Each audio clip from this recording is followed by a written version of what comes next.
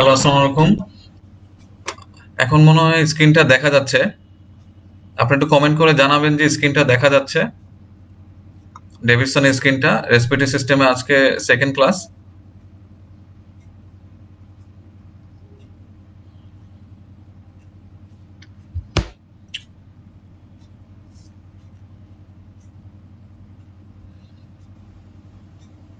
আমার ভিডিওটা দেখা যাবে না, বাট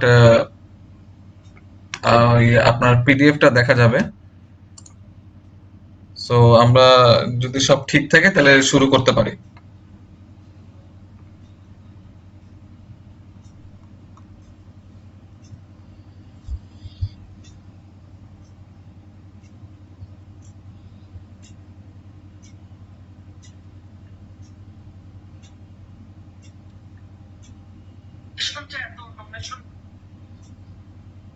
ওকে, আজকে তাহলে আহ,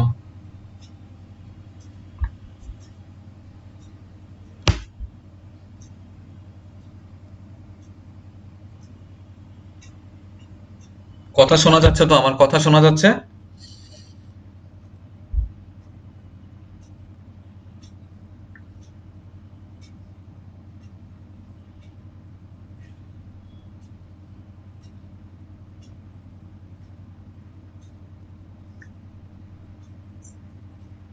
কথা শোনা গিয়ে থাকলে একটু কমেন্ট করবেন প্লিজ।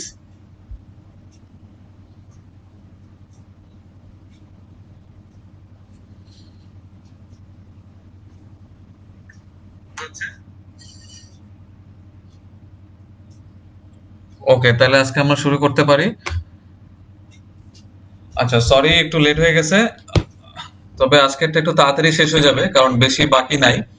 তো আহ, গতদিন আমরা আহ, প্রথমে আমরা বলছিলাম যে রেসপিরেটরি সিস্টেমের যে পার্ট ওয়ান পরীক্ষায় আপনার প্রথমে যে আমরা যে পড়ছিলাম হচ্ছে প্রথম দিকে হচ্ছে অ্যাজমা, সিওপিডি, এগুলো প্রথম দিকে আমরা পড়ছিলাম।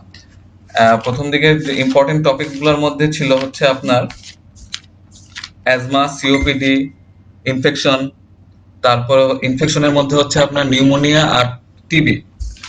সো এইগুলা হচ্ছে প্রথম ক্লাসের ইম্পর্টেন্ট টপিকস। আর তার আগে একটু বলে দেই যে রেসপিরেটরি সিস্টেমটা হচ্ছে পেপার থ্রিতে থাকবে। পেপার থ্রি হচ্ছে আপনার 3 নাম্বার দিনে আপনি পরীক্ষা দিবেন। সো রেসপিরেটরি সিস্টেমের সাথে আপনার যে আরেকটা ইম্পর্টেন্ট, যে আরো কয়েকটা ইম্পর্টেন্ট আপনার সিস্টেম আছে সেগুলোর মধ্যে হচ্ছে infectious, nephrology, water electrolyte, acid base balance, rheumatology, এগুলো হচ্ছে বড় বড় সিস্টেম। তার মধ্যে রেসপিরেটরি সিস্টেম থেকে আসবে 10টা কোশ্চেন, মানে 20 মার্ক। সো আবারও আমি বলতেছি যে আমি সুপারফিশিয়ালি যতটুকু পারা যায় ডিসকাস করব, আর ইম্পর্টেন্ট জিনিসগুলো বুঝায় দেওয়ার চেষ্টা করব। আর হচ্ছে আপনার কোন জিনিস, কোন সিস্টেম, কোন ডিজিজ থেকে কিভাবে সিঙ্গেল বেস কোশ্চেন আনসার আসতে পারে, এভাবে একটু ডিসকাস করব আজকে। তো গতদিন আমরা যেটা ডিসকাস করছিলাম সেটার মধ্যে আমি অ্যাজমা, সিওপিডি, টিউবারকুলোসিস, নিউমোনিয়া, এই 4টা মেইন জিনিস সেটার কিভাবে আপনার সিঙ্গেল বেস আসতে পারে ওটার উপরে ডিসকাশন করছি। সো আজকের মধ্যে থাকবে হচ্ছে আপনার ইম্পর্টেন্ট জিনিসগুলোর মধ্যে থাকবে আপনার লাং কার্সিনোমা, সার্কোইডোসিস, আর আর হচ্ছে পালমোনারি এম্বোলিজম, নিউমোথোরাক্স, এগুলো খুব ইম্পর্টেন্ট। সো আমরা ডেভিসনের সিরিয়ালে যাই। ডেভিসনে আপনারা যদি সামনে বই নিয়ে বসেন তাহলে হচ্ছে 599 পেজ। 599 পেজ থেকে primary tumour of the lung. আচ্ছা, আহ, ধরেন লাং কার্সিনোমা থেকে কিভাবে আপনার সিঙ্গেল বেসটা আসতে পারে। প্রথম দিকে আপনি ধরেন একটা সিনারি দিল আপনাকে যে 60 ইয়ার্স এর মেল, 60 বছরের একটা লোক। সো উনি সিগারেট খাচ্ছে 30 প্যাক ইয়ার্স ধরে, অথবা 30 বছর 40 বছর ধরে উনি সিগারেট খেয়ে আসতেছে। আপনি তার লাংসে পেলেন যে এক সাইডে কলাপস, অথবা রাইট সাইডে অথবা লেফট সাইডে কলাপস পেলেন, অথবা তার ক্লাবিং পেলেন, আপনাকে দিয়ে দিল হিস্ট্রি। তো এভাবে আপনার 4টা 5টা আপনার অপশন দিতে পারে, যেমন টিউবারকুলোসিস, তারপর হচ্ছে সিওপিডি, তারপর হচ্ছে লাং কার্সিনোমা। কিন্তু আপনার এগুলো থেকে আপনাকে ডিফারেন্সিয়েট করে বের করতে হবে যে এটা লাং কার্সিনোমা হতে পারে। তখন আপনি যখন আপনার একটা পেশেন্টের ওয়েট লস থাকবে, পেশেন্ট শুকায় যাচ্ছে, তারপরে লং টার্ম সিগারেট হিস্ট্রি আছে, তারপরে আপনার পেশেন্টের লাংসে দেখলেন যে এক সাইডে ক্যাভিটেশন অথবা এক সাইডে কলাপস হয়ে গেছে, ঠিক আছে, যখন লাং ক্যান্সারের আপনার যখন ফিচার্স গুলা দিবে তখন আপনি চিন্তা করবেন যে এটা লাং ক্যান্সার হতে পারে। সো আমরা আসি ডেভিডসনে, সেটা হচ্ছে এটা হলো একটা মানে কি বলে এটাকে, একটা স্টাইলের একটা সিঙ্গেল বেস। আরেকটা স্টাইলের সিঙ্গেল বেস দিতে পারে আপনার সিনারি দিয়ে দিল, পেশেন্টের সিগারেট স্মোকিং আছে, তারপরে আপনার ক্যাকিক্সিয়া আছে, আপনার প্যারানিওপ্লাস্টিক সিনড্রোমের মধ্যে আপনার সোডিয়াম কমে গেছে, অথবা হাতে ক্লাবিং আছে। সো এগুলো আপনি যদি প্যারানিওপ্লাস্টিক সিনড্রোম আপনাকে দিয়ে দেয়, তখন আপনাকে চিন্তা করতে হবে যে লাং কার্সিনোমা হতে পারে। সো এভাবে একটা প্যাটার্ন আসতে পারে, আপনাকে আপনাকে জানতে চাইতে পারে যে এটা প্যারালাইসিসিওপ্রান্ডম প্যারানিওপ্লাস্টিক সিনড্রোমটা কি হতে পারে। সো এভাবে আসতে পারে। সো ট্রিটমেন্ট অত ইম্পর্টেন্ট না, ট্রিটমেন্ট ইম্পর্টেন্ট মানে জাস্ট একটা রিডিং দিবেন, বাস কিভাবে ডায়াগনোসিস হলো, কিভাবে আপনার প্যাটার্নটা ধরতে পারতে হবে, এটা হচ্ছে মেইন জিনিস। সো প্রথম দিকে আসেন ইটিওলজি। ইটিওলজিতে সিগারেট দেখেন, cigarette smoking is by far the most important common cause of cancer. এটা হচ্ছে 90% ক্ষেত্রে এটা কেস। আপনার স্ক্রিনে দেখলে এটা আপনারা বইতে দাগাই নেবেন আগে আগে, আমি বলার আগে পোর্শনে যাওয়ার আগে আপনি হলুদ হাইলাইটের মার্কার গুলা দাগাই নেবেন। তাহলে আমি ধরেন লাইন বাই লাইন না পড়লেও ধরেন আমি ওভারঅল ডিসকাস করে নেক্সট টপিকসে চলে যাব। এখানে দেখেন নন স্মোকারের ক্ষেত্রে 40 টাইমস এটা ইনক্রিজ করতে পারে, আর এটার সাথে যদি অ্যাসবেস্টোসিস যোগ হয় তাহলে আরো 5 গুণ আপনি অ্যাড করবেন, ঠিক আছে। এটা গেল লাং ক্যান্সার। লাং ক্যান্সারে এইদিকে আপনি এখন প্যাথোলজি। প্যাথোলজিতে হচ্ছে lung cancer arise from the bronchial epithelium mucous gland. এখন এখানে একটা ইম্পর্টেন্ট জিনিস আছে, এটা হচ্ছে ব্লাড বর্ন মেটাস্টেসিস। কোথায় লাং ক্যান্সার থেকে মেটাস্টেসিস হতে পারে, এটা খুবই important. Liver, bone, brain, adrenal and skin. প্রথমে যাবে লিভারে, বোনসে যেতে পারে, ব্রেনে যেতে পারে, অ্যাড্রেনালে যেতে পারে, স্কিনে যেতে পারে। সো একটা পেশেন্ট যখন আসবে তখন আপনার শ্বাসকষ্টের হিস্ট্রি আছে, স্মোকিং এর হিস্ট্রি আছে, আপনি লিভারে দেখলেন, লিভারে সিটি অ্যাবডোমেন করে দেখলেন যে লিভারে মেটাস্টেসিস হয়ে গেছে, অথবা ব্রেনে সিটি স্ক্যান করে দেখলেন যে মেটাস্টেসিস হয়ে গেছে। সো এইভাবে আপনি কোরিলেশন গুলো করতে হবে। সো একটা লাংস থেকে কোথায় কোথায় মেটাস্টেসিস যেতে পারে, একটা হচ্ছে আপনার লিভার, বোন, ব্রেইনস, অ্যাড্রেনালস এন্ড স্কিন। এটা হচ্ছে গেল ক্লিনিক্যাল ফিচার্স। এখন একটা লাং ক্যান্সার পেশেন্টে কি কি থাকবে, আপনার কফ থাকবে, এখানে মোটামুটি সবই থাকবে। আপনার টিবি, অ্যাজমা, সিওপিডিতে যেমন একটা পার্টিকুলার ফিচারের দিকে ইন্ডিকেট করে, এখানে আপনার মোটামুটি সবচেয়ে ইম্পর্টেন্ট হচ্ছে কফ আর হেমোপ্টাইসিস। কমন টাইপসে আসার আগে আমি একটু ফিচার্স গুলো বলে নিই, হ্যাঁ। হেমোপ্টাইসিস, তারপর হচ্ছে আপনার ব্রঙ্কিয়াল অবস্ট্রাকশন হতে পারে, যেটা আপনি এভিডেন্স হবে আপনার চেস্ট এক্সরেতে, breathlessness, pain and nerve entrapment. আপনার নার্ভ ইনভলভমেন্ট হলে এটা হবে, এটা আমরা আসবো ডিটেলসে, আমি জাস্ট হেডিং গুলো বলে দিই। Mediastinal spread, metastasis spread, finger clubbing, HPOA, hypertrophic pulmonary osteoarthropathy, আর হচ্ছে non metastatic extra pulmonary effect, এগুলো হতে পারে। এখন আসেন ফিচার্স এর আগে আমরা যে টাইপস গুলো নিয়ে আলোচনা করি, কি কি টাইপস এর আছে, ভেরি ইম্পর্টেন্ট এই জায়গাটা। Adenocarcinoma, squamous cell carcinoma, small cell carcinoma, large cell carcinoma. আপনি দেখেন যে সবচেয়ে কমন হচ্ছে অ্যাডিনোকার্সিনোমা আর স্কোয়ামাস সেল কার্সিনোমা। 35 থেকে 40% ক্ষেত্রে আপনার অ্যাডিনোকার্সিনোমা হতে পারে। আর এখানে আপনি একটা ওভারঅল ভাগ করতে পারে, যেমন স্মল সেল কার্সিনোমা আর নন স্মল সেল কার্সিনোমা। আপনি দেখেন স্মল সেল কার্সিনোমা 3 নম্বরে আছে, বাকি সবগুলাই নন স্মল সেল কার্সিনোমা। তা আপনি যখন নন স্মল সেল কার্সিনোমা কেউ বলে, তখন আপনাকে খেয়াল করতে হবে যে অ্যাডিনোকার্সিনোমা, স্কোয়ামাস অথবা লার্জ সেল হতে পারে, আর স্মলটা হচ্ছে একদম আলাদা, ঠিক আছে। এটা একটু খেয়াল রাখতে হবে, কারণ কোন ক্যান্সারে কোনটা হবে, কার স্মোকিং হিস্ট্রি থাকবে, এটা একটু জানতে হবে, এটা আমি মাঝখানে বলে দিব।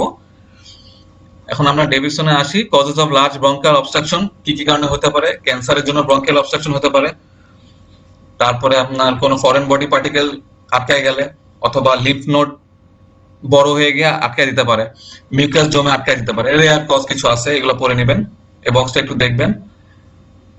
এখানে দেখেন collapse of the right lung, এটা একটু দেখে নেবেন। সেম সাইডে ট্রাকিয়া শিফট করছে, দেখছেন, displacement of the trachea and heart, মেডিস্টেনালটা শিফট হয়েছে সেম সাইডে, কলাপসে সেম সাইডে শিফট হবে। আর আপনার প্লুরাল এফিউশন আর নিউমোথোরাক্সে অপোজিট সাইডে শিফট হবে। সো আমরা এখন ফিচারে আসি। তো প্রথমে আমি বলছিলাম যে কফ হতে পারে, আপনার স্মোকার্স কফের মতো থাকতে পারে, হেমোপ্টাইসিস থাকবে। একটা পেশেন্টের হেমোপ্টাইসিস হচ্ছে অনেক দিন ধরে স্মোকিং এর হিস্ট্রি আছে, আপনার চিন্তা করতে হবে এটা লাং ক্যান্সার হওয়ার একটা চান্স থাকে। ঠিক আছে, তখন পেশেন্টের এসকে করে দেখলেন যদি সাজেস্টিভ অফ লাং ক্যান্সার, তখন তাকে এটা সিটি স্ক্যান করতে হবে। ব্রঙ্কিয়াল অবস্ট্রাকশন হতে পারে, ভিতরে পড়ে নিবেন, আমি হলুদ মার্কিং করি নাই কিন্তু এটা ভিতরে পড়ে নিবে। ব্রেথলেসনেস হতে পারে, পেইন এন্ড নার্ভ এন্ট্রাপমেন্ট, এই দুইটা এই পেন এই প্যারাটা খুব ইম্পর্টেন্ট। যখন অ্যাপেক্সে যখন ক্যান্সার হবে তখন খেয়াল করবেন যে দুইটা জিনিস হতে পারে, একটা হচ্ছে হর্নার সিনড্রোম আর একটা হচ্ছে প্যানক্রোস সিনড্রোম। হর্নার সিনড্রোম কি? সিম্প্যাথেটিক নার্ভ, অ্যাপেক্সের দিকে আপনার উপর থেকে আপনার সিম্প্যাথেটিক নার্ভটা চলে আসতেছে, সিম্প্যাথেটিক নার্ভে এফেক্টেড হলে আপনার হর্নার সিনড্রোম হবে। সো এটা স্টেলিড গ্যাংলিয়ার সাথে অথবা একটু উপরে থাকে। এখানে হচ্ছে আপনার সেম সাইডে পার্শিয়াল টোসিস হবে, এনোপথালমাস হবে, মায়োসিস হবে, পিপিল ছোট হয়ে যাবে, হাইপোহাইড্রোসিস হবে, মানে অ্যানহাইড্রোসিস হবে আর কি, সোজা কথা, মানে সোয়েটিং হবে না পেশেন্টের কোন এক পাশে, ফেসের এক পাশে সোয়েটিং হবে না। সো এটা একটু খেয়াল রাখতে হবে।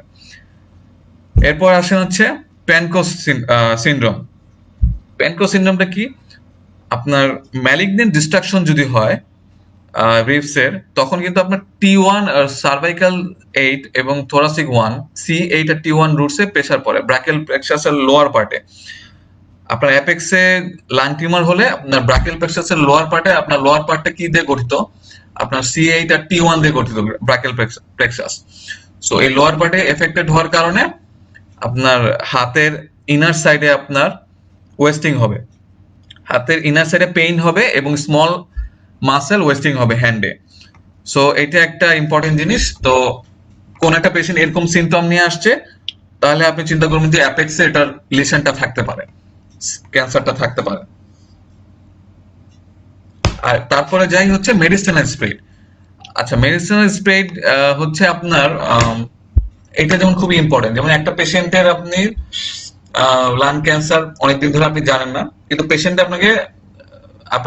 আপনার কাছে আসলো হচ্ছে আপনার ফেস আর নেক সোয়েলিং নিয়ে, তার হাত পা, আপার আর্ম, নেক, ফেস ফুলে গেছে, কনজাক্টিভাল ইডিমা হচ্ছে, হেডেক হচ্ছে।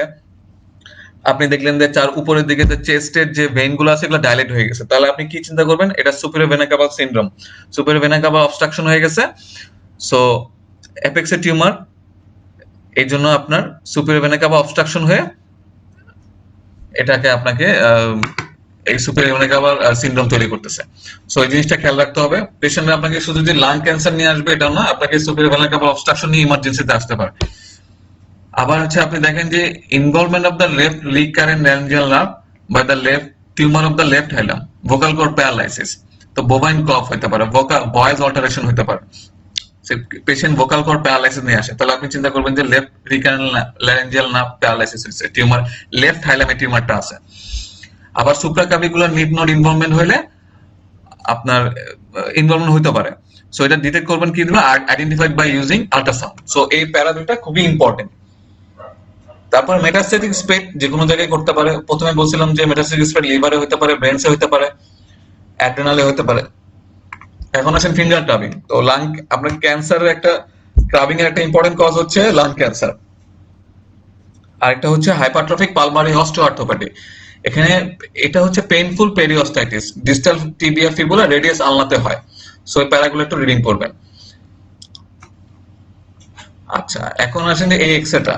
আমরা যে ফিচার্স গুলা বললাম, যে কলাপস হয় বললাম, একটা লাং ক্যান্সারের পেশেন্টের এক্সেতে আপনি কি কি ফাইন্ডিং পাইতে পারেন? 7টা ইম্পর্টেন্ট ফাইন্ডিং পাইতে পারেন, এটা মনে রাখতে হবে। 7টা ইম্পর্টেন্ট ফাইন্ডিং। একটা হচ্ছে এখানে ছবিতে দেখেন 1 নাম্বার, এটা হচ্ছে unilateral hilar lymph node. Unilateral hilar lymph node enlargement হতে পারে। ঠিক আছে, লাং ক্যান্সার এখানে এনলার্জমেন্ট অথবা এই পাশে এনলার্জমেন্ট করছে, অ্যাটাক করছে। সো আপনি আবার যখন যদি বাইল্যাটারাল পান, তাহলে আপনি অন্য জায়গায় চিন্তা করবেন। আপনার তো বাইল্যাটারাল থাকলে টিপিক্যাল হিস্ট্রি থাকবে। বাইল্যাটারাল হাইলার লিফনোপ্যাথি কমন কজ হচ্ছে সার্কোইডোসিস আর টিউবারকুলোসিস। এই দুটো হচ্ছে ইম্পর্টেন্ট কজ অফ বাইল্যাটারাল হাইলার লিফনোপ্যাথি। ইউনাইটারাল পাইলে আমরা ম্যালিগন্যান্সি চিন্তা করব। সো 1 নাম্বার গেল। 2 নাম্বার হচ্ছে আপনার অপাসিটি, পেরিফেরাল অপাসিটি। ঠিক আছে, এই 2 নাম্বার হচ্ছে পেরিফেরাল কোনো অপাসিটি থাকতে পারে, এটা যে কোনো কিছু হতে পারে। এটা আপনি কনসলিডেশনে মনে করতে পারেন। অবশ্যই আপনি হিস্ট্রি, সাইন, সিমটম ফাইন্ডিং এগুলো মিলেই তো আপনি এক্সরেটা দেখে কোরিলেশন করবেন। সো লাং ক্যান্সারও ওপেসিটি, পেরিফেরাল ওপেসিটি থাকতে পারে।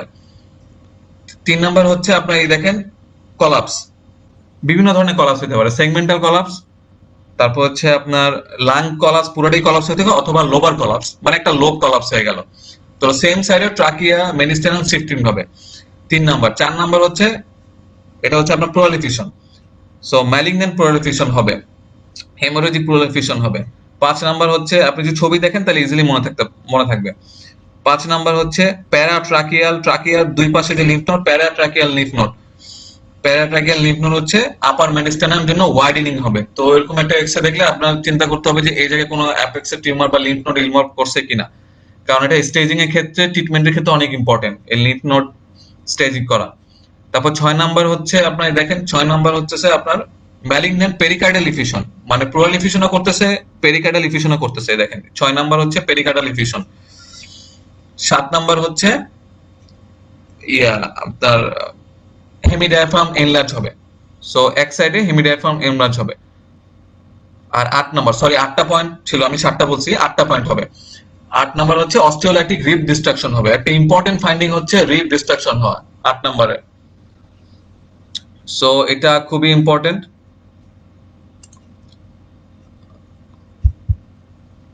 আপনার লাইভ যদি কোনো কারণে বন্ধ হয়ে যায় তাহলে আপনি একটু খেয়াল রাখবেন, কমেন্ট করবেন। ঠিক আছে, আশা করি লাইভ বন্ধ হবে না। সো আমরা এখন তাহলে এক্সেটা শেষ, এটা ইম্পর্টেন্ট, এটা মনে রাখতে হবে। ক্লিনিক্যালি যেমন আপনার জন্য দরকার, পার্ট 1 এর জন্য এটা ইম্পর্টেন্ট। কারণ আপনাকে সিঙ্গেল বেস্ট এরকম ভাবে আসলে আপনি আপনার ডিফারেন্সিয়াল করতে সুবিধা হবে। এখন হচ্ছে আপনার আমরা আসি হচ্ছে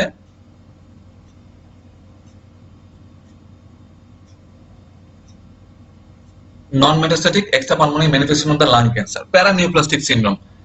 সো কিছু কিছু ক্যান্সারে প্যারানিউপ্লাস্টিক সিনড্রোম হয়। তো প্যারানিউপ্লাস্টিক সিনড্রোমটা কি? আপনার প্যারানিউপ্লাস্টিক সিনড্রোম হচ্ছে আপনার কোনো একটা ম্যালিগন্যান্ট টিস্যু, এটার এগেইনস্টে অ্যান্টিবডি তৈরি হয়, সেটা আপনার নর্মাল সেলকে অ্যাটাক করে। সো ম্যালিগন্যান্সির জন্য যে ইমিউনিটি সিস্টেম, যে অ্যান্টিবডি বা ইমিউনিটি সিস্টেমটা তৈরি হচ্ছে, সেটাই হচ্ছে প্যারানিউপ্লাস্টিক সিনড্রোম। আপনার নিওপ্লাসিয়ার জন্য হচ্ছে কোনো একটা মেইন কজ না, যেটা আপনি অন্য কোনো কজ, আপনার ম্যালিগন্যান্ট কোনো কজের জন্য আপনার এই ফিচারগুলো আপনি পাবেন, সেটাই হচ্ছে প্যারানিউপ্লাস্টিক সিনড্রোম। ঠিক আছে, এই জন্য নন মেটাস্ট্যাটিক এক্সট্রা পালমোনারি সিনড্রোম, মানে পালমোনারি কোনো ফিচার না, কিন্তু অন্য কোনো, মানে ওই ক্যান্সারের জন্য অন্য কোনো সিনড্রোম হইতেছে, ওই সিনড্রোম গুলাকে আপনি প্যারানিউপ্লাস্টিক সিনড্রোম বলবেন। এবং অন্য কোনো, যেমন ইম্পর্টেন্ট হচ্ছে এডিএইচ, সিঅ্যাড হবে, syndrome of inappropriate antidiabetic hormone. So এটার জন্য কি হবে? হাইপোনাট্রিমিয়া হবে। একটা ক্যান্সারের পেশেন্ট হাইপোনাট্রিমিয়া নিয়ে প্রেজেন্ট করতে পারে, লাং ক্যান্সারের পেশেন্ট। তারপরে ACTH hormone secretion, ectopic ACTH, adrenocorticotropic hormone secretion হবে, হাইপারক্যালসিমিয়া হবে due to parathyroid hormone related peptide. এই বক্সটা খুবই ইম্পর্টেন্ট। কার্সিনয়েড সিনড্রোম, গাইনোকোমেশিয়া হবে। এই গেল এন্ডোক্রাইনের মধ্যে। নিউরোলজিক্যাল কি কি ফিচার পাবেন? সবচেয়ে ইম্পর্টেন্ট হচ্ছে 4 নাম্বারটা, ল্যাম্বার্ট ইটন সিনড্রোম। এখানে 4 নাম্বার দিচ্ছে, কিন্তু এটা আপনি খেয়াল রাখবেন যে আপনার ল্যাম্বার্ট ইটন সিনড্রোম বা মায়াসিনিয়ার মধ্যে Lambert Eaton syndrome, small cell lung cancer হতে পারে। So polyneuropathy, myelopathy, cerebral degeneration. সবচেয়ে ইম্পর্টেন্ট, কোন একটা পেশেন্ট আপনার লাং ক্যান্সার হিস্ট্রি দিল, সাথে আপনাকে এই হিস্ট্রি দিল আপনার সে হাঁপায় যাচ্ছে, তার মাসেল উইকনেস হচ্ছে, আপনাকে বলে দিল যে এক্সারসাইজ করার পরে তার মাসেল উইকনেসটা ভালো হয়ে যায়। তার মানে কি? Lambert Eaton syndrome. কারণ আমরা জানি যে এক্সারসাইজের পরে যদি মাসেল স্ট্রেংথ কমে যায় তাহলে হচ্ছে মায়াস্থেনিয়া গ্রেভিস, আর এক্সারসাইজের পরে মাসেল স্ট্রেংথ বেড়ে গেলে, মাসেল উইকনেসটা কমে গেলে তার উল্টা হবে, এটা হচ্ছে ল্যাম্বার্ট ইটন সিনড্রোম। সো এই দুটো হচ্ছে ডিফারেন্সিয়েটিং পয়েন্ট। আর লাং ক্যান্সারের সবচেয়ে ইম্পর্টেন্ট হচ্ছে ল্যাম্বার্ট ইটন সিনড্রোম। তো এটা যাতে খেয়াল থাকে, এরকম সিনারিও দিতে পারে, তো এইভাবে কোশ্চেনটা আসতে পারে সিঙ্গেল বেসে। আর ট্রু ফলসে তো যে কোনো জায়গা থেকে আপনার লাইন তুলে দিবে। সো এটা হচ্ছে কথা। তার মধ্যে আদার্সে দেখেন digital clubbing, hypertrophic pulmonary osteoarthropathy, nephrotic syndrome, polymyositis, dermatomyositis, eosinophilia, এগুলো হতে পারে। তো এটা খুবই ইম্পর্টেন্ট। সো আমরা এখন ইনভেস্টিগেশনে যাই। প্রথমে আমরা ইনভেস্টিগেশন করব চেস্ট এক্স-রে, তারপরে আমরা করব সিটি স্ক্যান। যদি চেস্ট এক্স-রে সাসপিশিয়াস হয় তখন আমরা সিটি স্ক্যান করি। তারপরে আমরা সবচেয়ে ইম্পর্টেন্ট হচ্ছে কনফার্ম করব তখনই যখন আমরা বায়োপসি ও হিস্টোপ্যাথোলজি করব। আমরা এখন দেখেন এখানে ধরেন লাং ক্যান্সার যদি এইদিকে হয়, মাঝখানের দিকে সেন্ট্রালি হয়, তাহলে আমরা ব্রঙ্কোস্কোপি করব। তখন আমরা ব্রঙ্কোস্কোপি করে আমরা টিউমারটাকে ধরতে পারবো। আর পেরিফেরাল যদি কোনো অপেসিটি বা পেরিফেরাল কোনো লেশন হয়, পেরিফেরাল কোনো কার্সিনোমা থাকে, তখন আমরা সিটি বাইরে থেকে সিটি গাইডেড এফএনএসি করব। ঠিক আছে, এটা হচ্ছে নর্মাল বেসিক। কোন একটা টিউমার মাঝখানে থাকলে তো আমরা সিটি গাইডেড বাইরে থেকে সিটি করে তো আমরা ভিতরে যেতে পারবো না। সো এটা ব্রঙ্কোস্কোপি করে এখান থেকে বায়োপসি নিতে হবে। সো এটা যাতে খেয়াল থাকে। ঠিক আছে, ইনভেস্টিগেশন, বায়োপসি, হিস্টোপ্যাথোলজি এগুলো একটু দাগায় নেন। এটা এখানে লেখা আছে সিটি ও ultrasound guided biopsies is more reliable feature for histological diagnosis. এখন ইনভেস্টিগেশনের দরকার নাই, স্টেজিং করবেন, এটা একটু দাগায় রাখেন। এখানে অনেক সময় লিম্ফ নোড থেকে বায়োপসি নেওয়ার জন্য ইসোফেগাস দিয়ে আপনার এন্ডোস্কোপি করা হয়, এন্ডোস্কোপি আল্ট্রাসাউন্ড করা হয়, কম্বাইন সিটি স্ক্যান, তারপর হোল বডি পেট স্ক্যান করা হয় অ্যাক্টিভ মেটাস্টাসিস আছে কিনা এটা দেখার জন্য। ঠিক আছে, এনলার্জ আপার মেডিসিনাল নোড দেখা হয়, এগুলো দেখা হয়। ঠিক আছে, এখন ম্যানেজমেন্টের জাস্ট রিডিং করবেন, আর অত ডিটেলসে অত লাগবে না। সো আমাদের লাং ক্যান্সার শেষ। তো আমরা লাং ক্যান্সারে আরেকটা আমি মুখে বলে দিচ্ছি, এগুলো আপনারা চাইলে খাতায় নোট করে রাখতে পারেন। যেমন আমি যে নন স্মল সেল কার্সিনোমা গুলো বলছি, নন স্মল সেল কার্সিনোমা হচ্ছে আপনার squamous cell carcinoma, adeno carcinoma, large cell carcinoma. তো সবচেয়ে কমন হচ্ছে স্কোয়ামাস সেল আর অ্যাডিনো কার্সিনোমা। তো নর্মালি স্কোয়ামাস সেল কার্সিনোমাটা সেন্ট্রালি হয়, আর বাকি অ্যাডিনো আর লার্জ পেরিফেরাল হবে। সো আপনারা এটা একটু লিখে রাখতে পারেন। আর নরমালি স্কোয়ামাস সেল কার্সিনোমাটা একদম টিপিক্যাল, যেমন সেন্ট্রালি হবে, স্মোকিং হিস্ট্রি থাকবে। সো অ্যাডিনোকার্সিনোমায় কিন্তু স্মোকিং হিস্ট্রি অনেক সময় থাকে না। তো আপনাকে যদি বলে যে স্মোকিং এর যে হিস্ট্রি দিবে, অনেক সময় নট নেসেসারি, স্মোকিং হিস্ট্রি না দিয়েও ক্যান্সার হইতে পারে। কোন ক্যান্সার হইতে পারে? অ্যাডিনোকার্সিনোমা হইতে পারে। ঠিক আছে, এটা যাতে খেয়াল থাকে।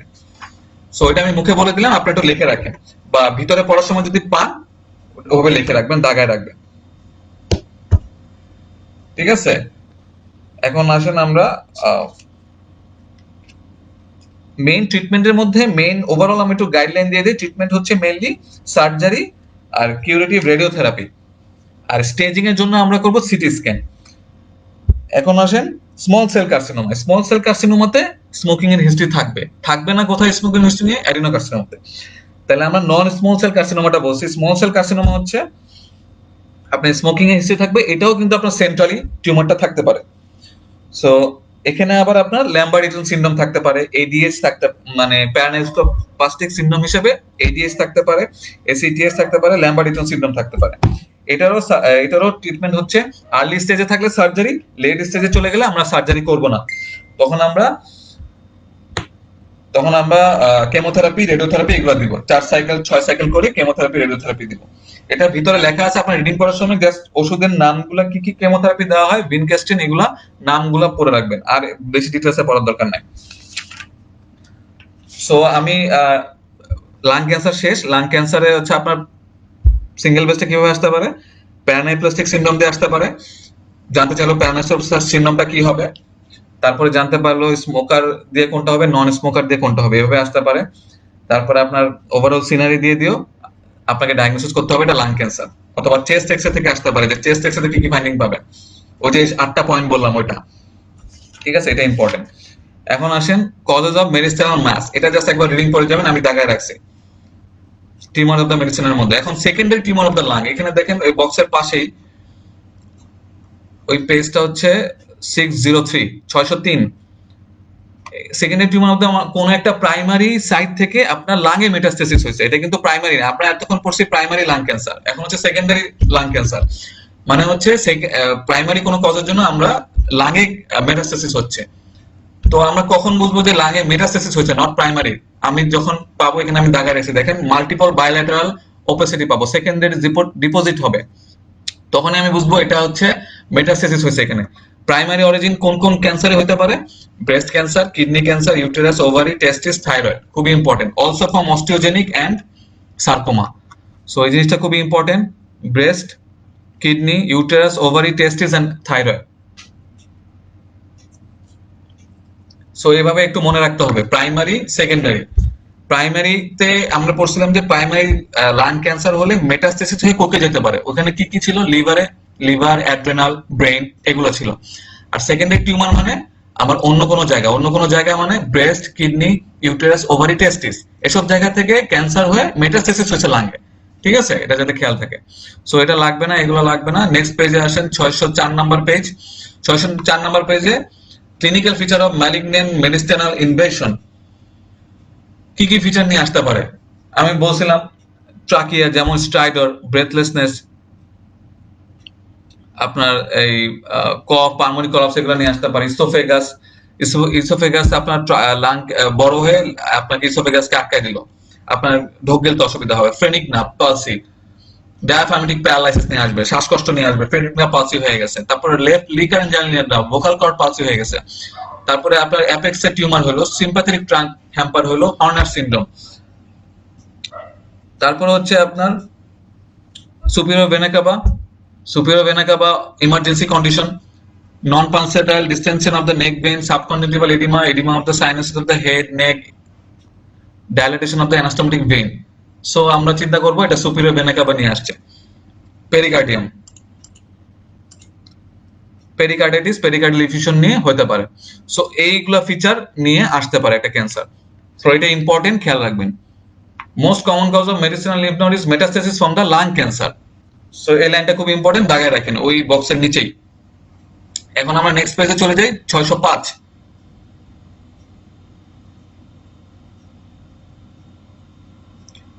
এখন আসেন, আমরা প্রথম দিকে রেস্ট্রিক্টিভ ডিজিজ, প্রথম ক্লাসে আমরা কিন্তু রেস্ট্রিক্টিভ ডিজিজ পড়ি না, এখন আমরা রেস্ট্রিক্টিভ ডিজিজ, তখন আমরা কিন্তু অবস্ট্রাকটিভ ডিজিজ গুলো পড়ছি, যেমন অ্যাজমা, সিওপিডি, ব্রঙ্কাইটিস। অবস্ট্রাকটিভ ডিজিজের মধ্যে ইম্পর্টেন্ট ছিল অ্যাজমা, সিওপিডি, ব্রঙ্কাইটিস। সো এখন রেস্ট্রিক্টিভ ডিজিজ পড়বো। আপনার এইটার সাথে অবস্ট্রাকশনের কোরিলেশন করতে হবে, যেমন স্পাইরোমেট্রি করবেন। প্রথমে একটা পেশেন্ট নিয়ে আসলো, শ্বাসকষ্টের পেশেন্ট, তারপরে আপনি তার ফিচার পাইলেন, ইন্সপিরেটরি ক্যাকেল পাইলেন, স্থেত দিয়ে দেখলেন যে ইন্সপিরেটরি ক্যাকেলস। তো আপনি চিন্তা করতে হবে এটা পালমোনারি ফাইব্রোসিস হতে পারে। আপনি স্পাইরোমেট্রি করলেন, স্পাইরোমেট্রি করে দেখলেন যে এটা হচ্ছে রেশিও নর্মাল অথবা বেশি। কারণ যদি 70% অথবা 0.7 কম থাকে তাহলে হচ্ছে অবস্ট্রাকশন, আর যদি 0.7 বা 0.7 বেশি থাকে তাহলে হচ্ছে রেস্ট্রিকশন, মানে রেস্ট্রিক্টিভ ডিজিজ। তার মানে আপনি চিন্তা করবেন ডিপিডি, মানে ডিফিউজ প্যারেনকাইমাল লাং ডিজিজ। এটা একটা ব্রড হেডিং, এটার মধ্যে অনেকগুলো ডিজিজ আছে। সো আমরা নর্মালি যদি ফাইব্রোসিস বুঝাতে চাই বা রেস্ট্রিক্টিভ লাং ডিজিজ বুঝাতে, আমরা ডিপিএলডি একটা মেইন কজ। ঠিক আছে, তো আমরা এখন পড়বো ডিপিএলডি। এটা একটা ব্রড টার্ম, ব্রড হেডিং এ আমরা ডিপিএলডি বলি এখনকার টাইমে। সো কি কি ফিচার্স থাকলে আপনি বুঝবেন যেটা ডিপিএলডি হতে পারে। কফ, ব্রেথলেসনেস নিয়ে আসবে। তিনটা সি, এক্সামিনেশন ফাইন্ডে খুব ইম্পর্টেন্ট, তিনটা সি থাকবে। বাইলেটারাল, বেজাল, ইন্সপিরেটরি ক্যাকেলস। ঠিক আছে, ক্লাবিং থাকতে পারে, তখন আপনি চিন্তা করবেন এটা অ্যাসবেস্টোসিস কিনা। ঠিক আছে, ইডিওপ্যাথিক পালমোনারি ফাইব্রোসিসে ক্লাবিং থাকতে পারে। সো নরমালি কিন্তু ক্লাবিং থাকে ক্যান্সারে, ক্লাবিং থাকে ডিপিএলডি তে, অবস্ট্রাকশনে কিন্তু ক্লাবিং থাকে না। সো এগুলো চিন্তা করলে আপনাকে ডিফারেন্সিয়েট করতে হেল্প করবে সিঙ্গেল বেস্টে। রেডিওলজিতে কি কি ফিচার পাবো, একদমই রেডিওলজি করলে আপনি বুঝতে পারবেন যে এটা রেস্ট্রিক্টিভ। যেমন ওপেসিটি পাবো, রেটিকুলো নোডুলার ওপেসিটি। ঠিক আছে, আবার নর্মালও থাকতে পারে।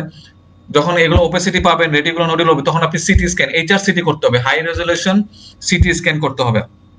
তখন গ্রাউন্ড গ্লাস চেঞ্জ পাইতে পারি, যেটা আমরা এখন কোভিডে পাচ্ছি। কোভিড নিউমোনিয়াতে গ্রাউন্ড গ্লাস ওপেসিটি, জিজিও হচ্ছে ground glass opacity. Reticulonodular shadowing, honeycomb cyst, honeycombing appearance হয়ে যায়, ট্র্যাকশন ব্রঙ্কাইটিস হয়ে যায়। এগুলো যদি কোনো ফিচারে দেওয়া থাকে তখনই আপনি চিন্তা করবেন যে এটা রেস্ট্রিক্টিভ ডিজিজ অথবা ডিপিএলডি। পালমোনারি ফাংশন কি হবে, স্পাইরোমেট্রি করলে দেখবেন যে রেস্ট্রিক্টিভ ডিজিজ। আরেকটা ইম্পর্টেন্ট কজ হচ্ছে মানে পয়েন্ট হচ্ছে আপনার গ্যাস ট্রান্সফার কম হবে। আমরা যে টিএলসিও, কেসিও পড়ছিলাম, ওই যে প্রথম দিকে যে একটা চার্ট দেখাইছিলাম আপনাকে, যে লাং ফাংশন টেস্টের মধ্যে টিএলসিও ডিফিউশন ক্যাপাসিটি নরমাল থাকবে অ্যাজমা আর ক্রনিক ব্রঙ্কাইটিসে। আর এমফাইসিমা, সিওপিডির একটা ভ্যারিয়েন্ট এমফাইসিমা আর ফাইব্রোসিসে আপনার টিএলসিও, কেএসিও কমে যাবে, এটা খেয়াল রাখতে হবে। সো অবস্ট্রাকটিভের মধ্যে একটা ডিজিজ, সেটা হচ্ছে এমফাইসিমা, সেটাতে কেএলসিও, টিএলসিও কম থাকে। আর রেস্ট্রিকটিভে পুরো রেস্ট্রিকটিভে আপনার লাং ডিফিউশন ফ্যাক্টর কম থাকবে, মানে টিএলসিও কম থাকবে। সো এটা খেয়াল রাখতে হবে। সো এই টিএলসিও দিয়ে কিন্তু আমরা অ্যাজমা আর ক্রনিক ব্রঙ্কাইটিসের সাথে ডিফারেন্সিয়েট করব কাকে? এমফাইসিমা আর রেস্ট্রিকটিভ ডিজিজকে। অবশ্যই আপনার সাইন সিমটম দেখে বুঝতে হবে। সো এটা গেল আমাদের কিভাবে আমরা একটা মেইন মেজর ডিপিএলডির মধ্যে আমরা আসি। তারপরে হচ্ছে এগুলো আপনারা চাইলে রিডিং করতে পারেন। Interstitial pulmonary idiopathic pulmonary fibrosis. এখন এটার ডান পাশে চারটে ইম্পর্টেন্ট, সেটা হচ্ছে কি কি কন্ডিশন আপনার ডিপিএলডির মতো ফিচার নিয়ে আসতে পারে। যেমন ভাইরাল নিউমোনিয়া। এই যে ভাইরাল নিউমোনিয়া যে আমরা এক নম্বরে এসে দেখেন ভাইরাল নিউমোনিয়া, এটা সবচেয়ে লেটেস্ট এক্সাম্পল হচ্ছে কোভিড-19। এই যে কোভিড-19 যে আমরা দেখতেছি, পুরাই ফিচার কিন্তু সিটি স্ক্যান করে দেখবেন ফিচার কি, ফিচার হচ্ছে পুরাই রেস্ট্রিকটিভ, মানে DPLD feature. Ground glass appearance, reticular nodular shadowing থাকে, হানিকম্বিং অ্যাপিয়ারেন্স। যেসব পেশেন্ট খারাপ হয়ে যায় সেসব পেশেন্টের আপনি যে লেট স্টেজে বা তাড়াতাড়ি আপনার এসব চেঞ্জ গুলো চলে আসতে পারে। সো এক নম্বর কজ হচ্ছে ভাইরাল নিউমোনিয়া। তারপর হচ্ছে এইচআইভি তে হবে, নিউমোসিস্টিক জেরিবেসি নিউমোনিয়া হয়, tuberculosis, Parasite, fungal infection, mycoplasma pneumonia, leukaemia, multiple metastasis, pulmonary oedema, aspiration pneumonitis. এগুলোতে ডিপিএলডি এর মতো ফিচার নিয়ে থাকতে পারে। তো আপনাকে ক্লিনিক্যাল কোরিলেশন করে সাইন সিমটম দেখে বের করতে হবে। সো এটা দরকার নাই। নেক্সট পেজে আসি আমরা। ডিপিএলডি এটা আপনার কতগুলো ভাগ আছে দেখেন, তার মধ্যে একটা ইম্পর্টেন্ট ভাগ হচ্ছে 3 নাম্বার দেখেন, সার্কোইডোসিস। গ্রানুলোমাটাস ডিপিএলডি, সার্কোইডোসিস বলে এটাকে। সো এইটা ইম্পর্টেন্ট, এটা আমরা পরে পড়বো, এটা আমরা ডিটেইলস আলোচনা করবো। বাকিগুলো এটা আপনি জাস্ট এটা রিডিং করলে জাস্ট একটু দেখে রাখবেন, শেষ। এটা খুব একটা ইম্পর্টেন্ট না, এটাও ইম্পর্টেন্ট না, এগুলো এত ডিটেইলসে পড়ার দরকার নেই। ইনভেস্টিগেশন অফ দ্য ডিপিএলডি, মানে ডিপিএলডির ব্রড হেডিং এ আপনার জিনিসগুলো জানা লাগবে। ল্যাবরেটরি ফাইন্ডিংস, ফুল ব্লাড কাউন্ট, আপনার লিম্ফোমেনিয়া পাইতে পারে, সার্কোইডোসিস চিন্তা করবেন। তারপরে আপনি ইউসিনোফিলে পাইলে পালমোনারি ইউসিনোফিলা চিন্তা করব। সার্কোইডোসিসে ক্যালসিয়াম এলিভেটেড হবে। আপনার অ্যাক্টিভ এলভোলাইটিস হলে এলডিএইচ বাড়বে। তারপর সার্কোইডোসিসের একটা মার্কার হচ্ছে আপনার সেরাম এসিই, সেরাম অ্যাঞ্জিওটেনসিন ননবার্টিং এনজাইম, এইটা। তারপরে আপনার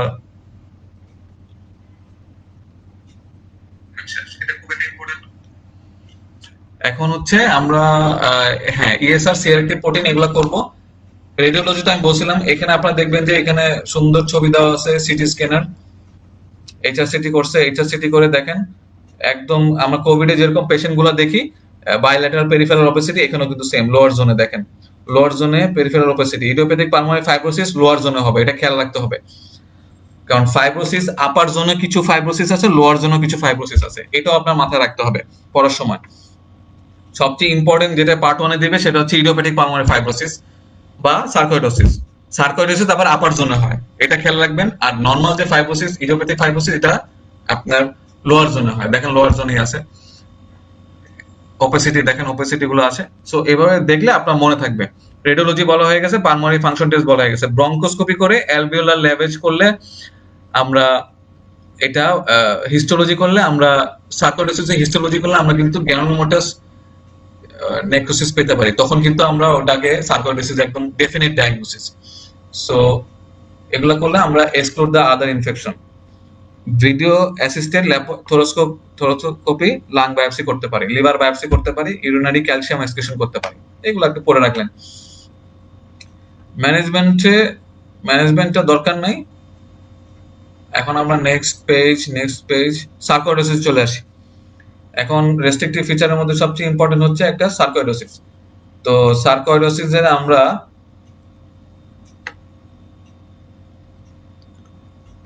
সার্কোইডোসিস জিনিসটা কি? এটা হচ্ছে মাল্টি সিস্টেম ডিসঅর্ডার, এটা একটা গ্রানুলোমাটাস ডিসঅর্ডার।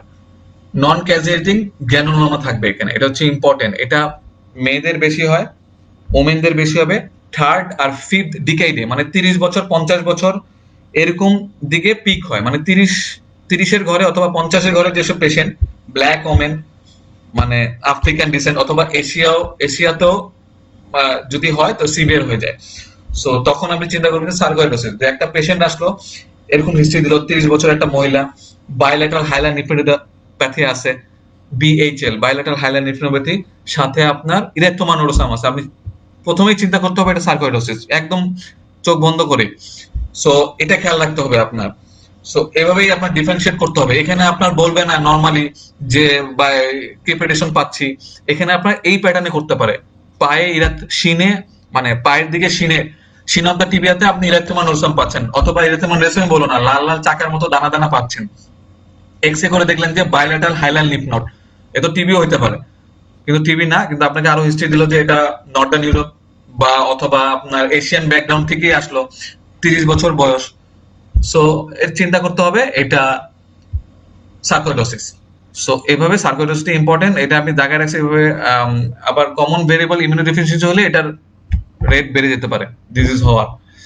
তো ক্লিনিক্যাল ফিচার পড়বেন। ক্লিনিক্যাল ফিচারের মধ্যে একটা ইম্পর্টেন্ট জিনিস হচ্ছে লোভগ্রেন সিনড্রোম। এখানে কি হয়, এটা হচ্ছে অ্যাকুট ইলনেস। এখানে বিএইচএলও হবে, মানে বায়োলেটারাল হাইলার লিম্ফোডেনোপ্যাথি হবে, ইরেথ্রোমা নোডুসাম হবে, পেরিফেরাল আর্থ্রোপ্যাথি হবে, লেথার্জি হবে, ফিভার হবে। সো অনেক সময় চেস্ট এক্সরে নরমাল হতে পারে, আবার চেস্ট এক্সরেতে বায়োলেটারাল হাইলার লিম্ফোডেনোপ্যাথি থাকে কিন্তু পেশেন্ট অ্যাসিম্পটোমেটিক। সো এটাও খেয়াল রাখতে হবে। ক্লিনিক্যাল ফিচারটা ডিটেইলসে পড়বেন, পরে যে ছবিটা আছে 609 নাম্বার পেজে, পুরাটা ইম্পর্টেন্ট। সো এইটা হচ্ছে আপনার এই ইম্পর্টেন্ট খুবই, এটা আপনি পুরোটা পড়বেন, আমি জাস্ট মুখে বলে দিচ্ছি।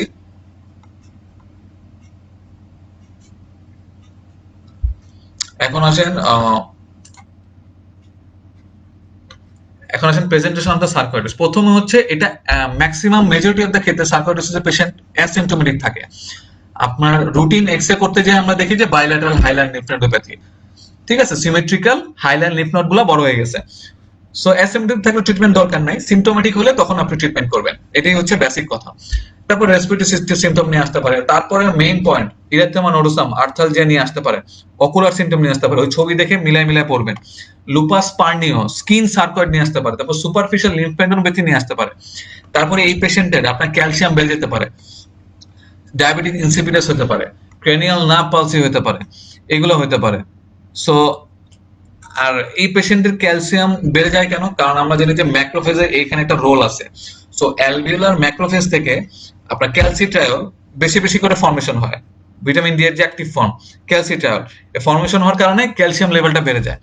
সো এই জিনিসটা একটু খেয়াল রাখতে হবে। সো এটা এখানে লেখা আছে ইনভেস্টিগেশনে। আর লিম্ফোপেনিয়া ইজ ক্যারেক্টারিস্টিক। আরেকটা জিনিস করতে পারি এসিই লেভেল, সেরাম এসিই লেভেল, এটা বাংলাদেশের সব জায়গায় হয় না, এটা স্পেসিফিক কিছু জায়গায় হয়। সো সো এটা এসি লেভেল দেখলে আমরা এসি লেভেল কিন্তু ডায়াগনস্টিক না, এটা খেয়াল রাখতে হবে। এসি লেভেলটা ডায়াগনস্টিক না, মানে প্রগনোসিস ভালো হচ্ছে না খারাপ হচ্ছে, বেশি থাকলে তো প্রগনোসিসটা খারাপ, মানে ভালো হচ্ছে না। সো এটা হচ্ছে নন স্পেসিফিক মার্কার। আর অবশ্যই এটা restrictive pattern, impaired gas exchange হবে, এগুলো তো আগের মতোই। একটা ডিপিএলডি লাইনে যে আপনার যে ব্রড হিডিং এর যে কথাগুলো বলছিলাম ওগুলাই এখানে পাবেন। সো আরেকটা ইম্পর্টেন্ট হচ্ছে ছবিটা তো ইম্পর্টেন্ট, দেখেন shin of the tibia, red red nodule হবে, কেনেন না পাশে, আর অনেক মাল্টি অর্গান ডিসঅর্ডার বলছি, তো সব জায়গায় ইনভলভমেন্ট করতে পারে, নেফ্রোক্যালসিনোসিস হতে পারে, হাইপারক্যালসিউরিয়া প্রেজেন্ট করতে পারে। সো এটা খেয়াল রাখতে হবে যে একটা পেশেন্ট এই ফিচারগুলো যে কোনো একটা দিয়ে আপনাকে হিস্ট্রির সাথে মিলে কোশ্চেনটা করতে পারে সিঙ্গেল বেস্টে। তো সিঙ্গেল বেস্টে আপনাকে এইভাবে এই লাইনে চিন্তা করতে হবে। প্রথমে আপনি নর্মালি ওয়েতে চিন্তা করবেন, প্রথমে না পারলে 5টার মধ্যে আগে বাদ দিতে থাকবেন যে এই ডিজিজে এইটা হবে না, এই ডিজিজে এটা এটা হবে না, এইভাবে হইতে হইতে আপনি দেখবেন যে তখন আপনি সিঙ্গেল বেস্ট আপনাকে মিলে গেছে। সো এভাবে ইয়ে করতে হবে। তারপরে দেখেন চেস্ট এক্সরে, এখন হচ্ছে ইম্পর্টেন্ট পার্ট, 4টা স্টেজ আছে। প্রথম স্টেজে আপনার শুধু সিমেট্রিক্যাল হাইলার লিম্ফোডেনোপ্যাথি পাবো, ঠিক আছে। সেকেন্ড স্টেজে হাইলার লিম্ফোডেনোপ্যাথি বিএইচএল এর সাথে আমি পালমোনারি ইনফিল্ট্রেশন পাবো।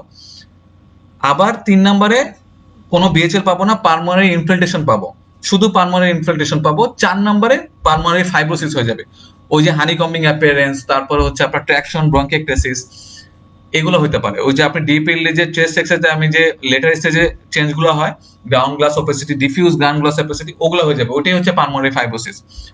সো নর্মাল বিএইচএল দেখলে আপনি চিন্তা করবেন যে এটা এখনো খারাপ হয় নাই, তার মানে স্টেজ 1 এ আছে। অনেক সময় পেশেন্ট অ্যাসিম্পটোমেটিক থাকে, ট্রিটমেন্ট লাগে না, জাস্ট ফলো আপে থাকবে পেশেন্ট এই।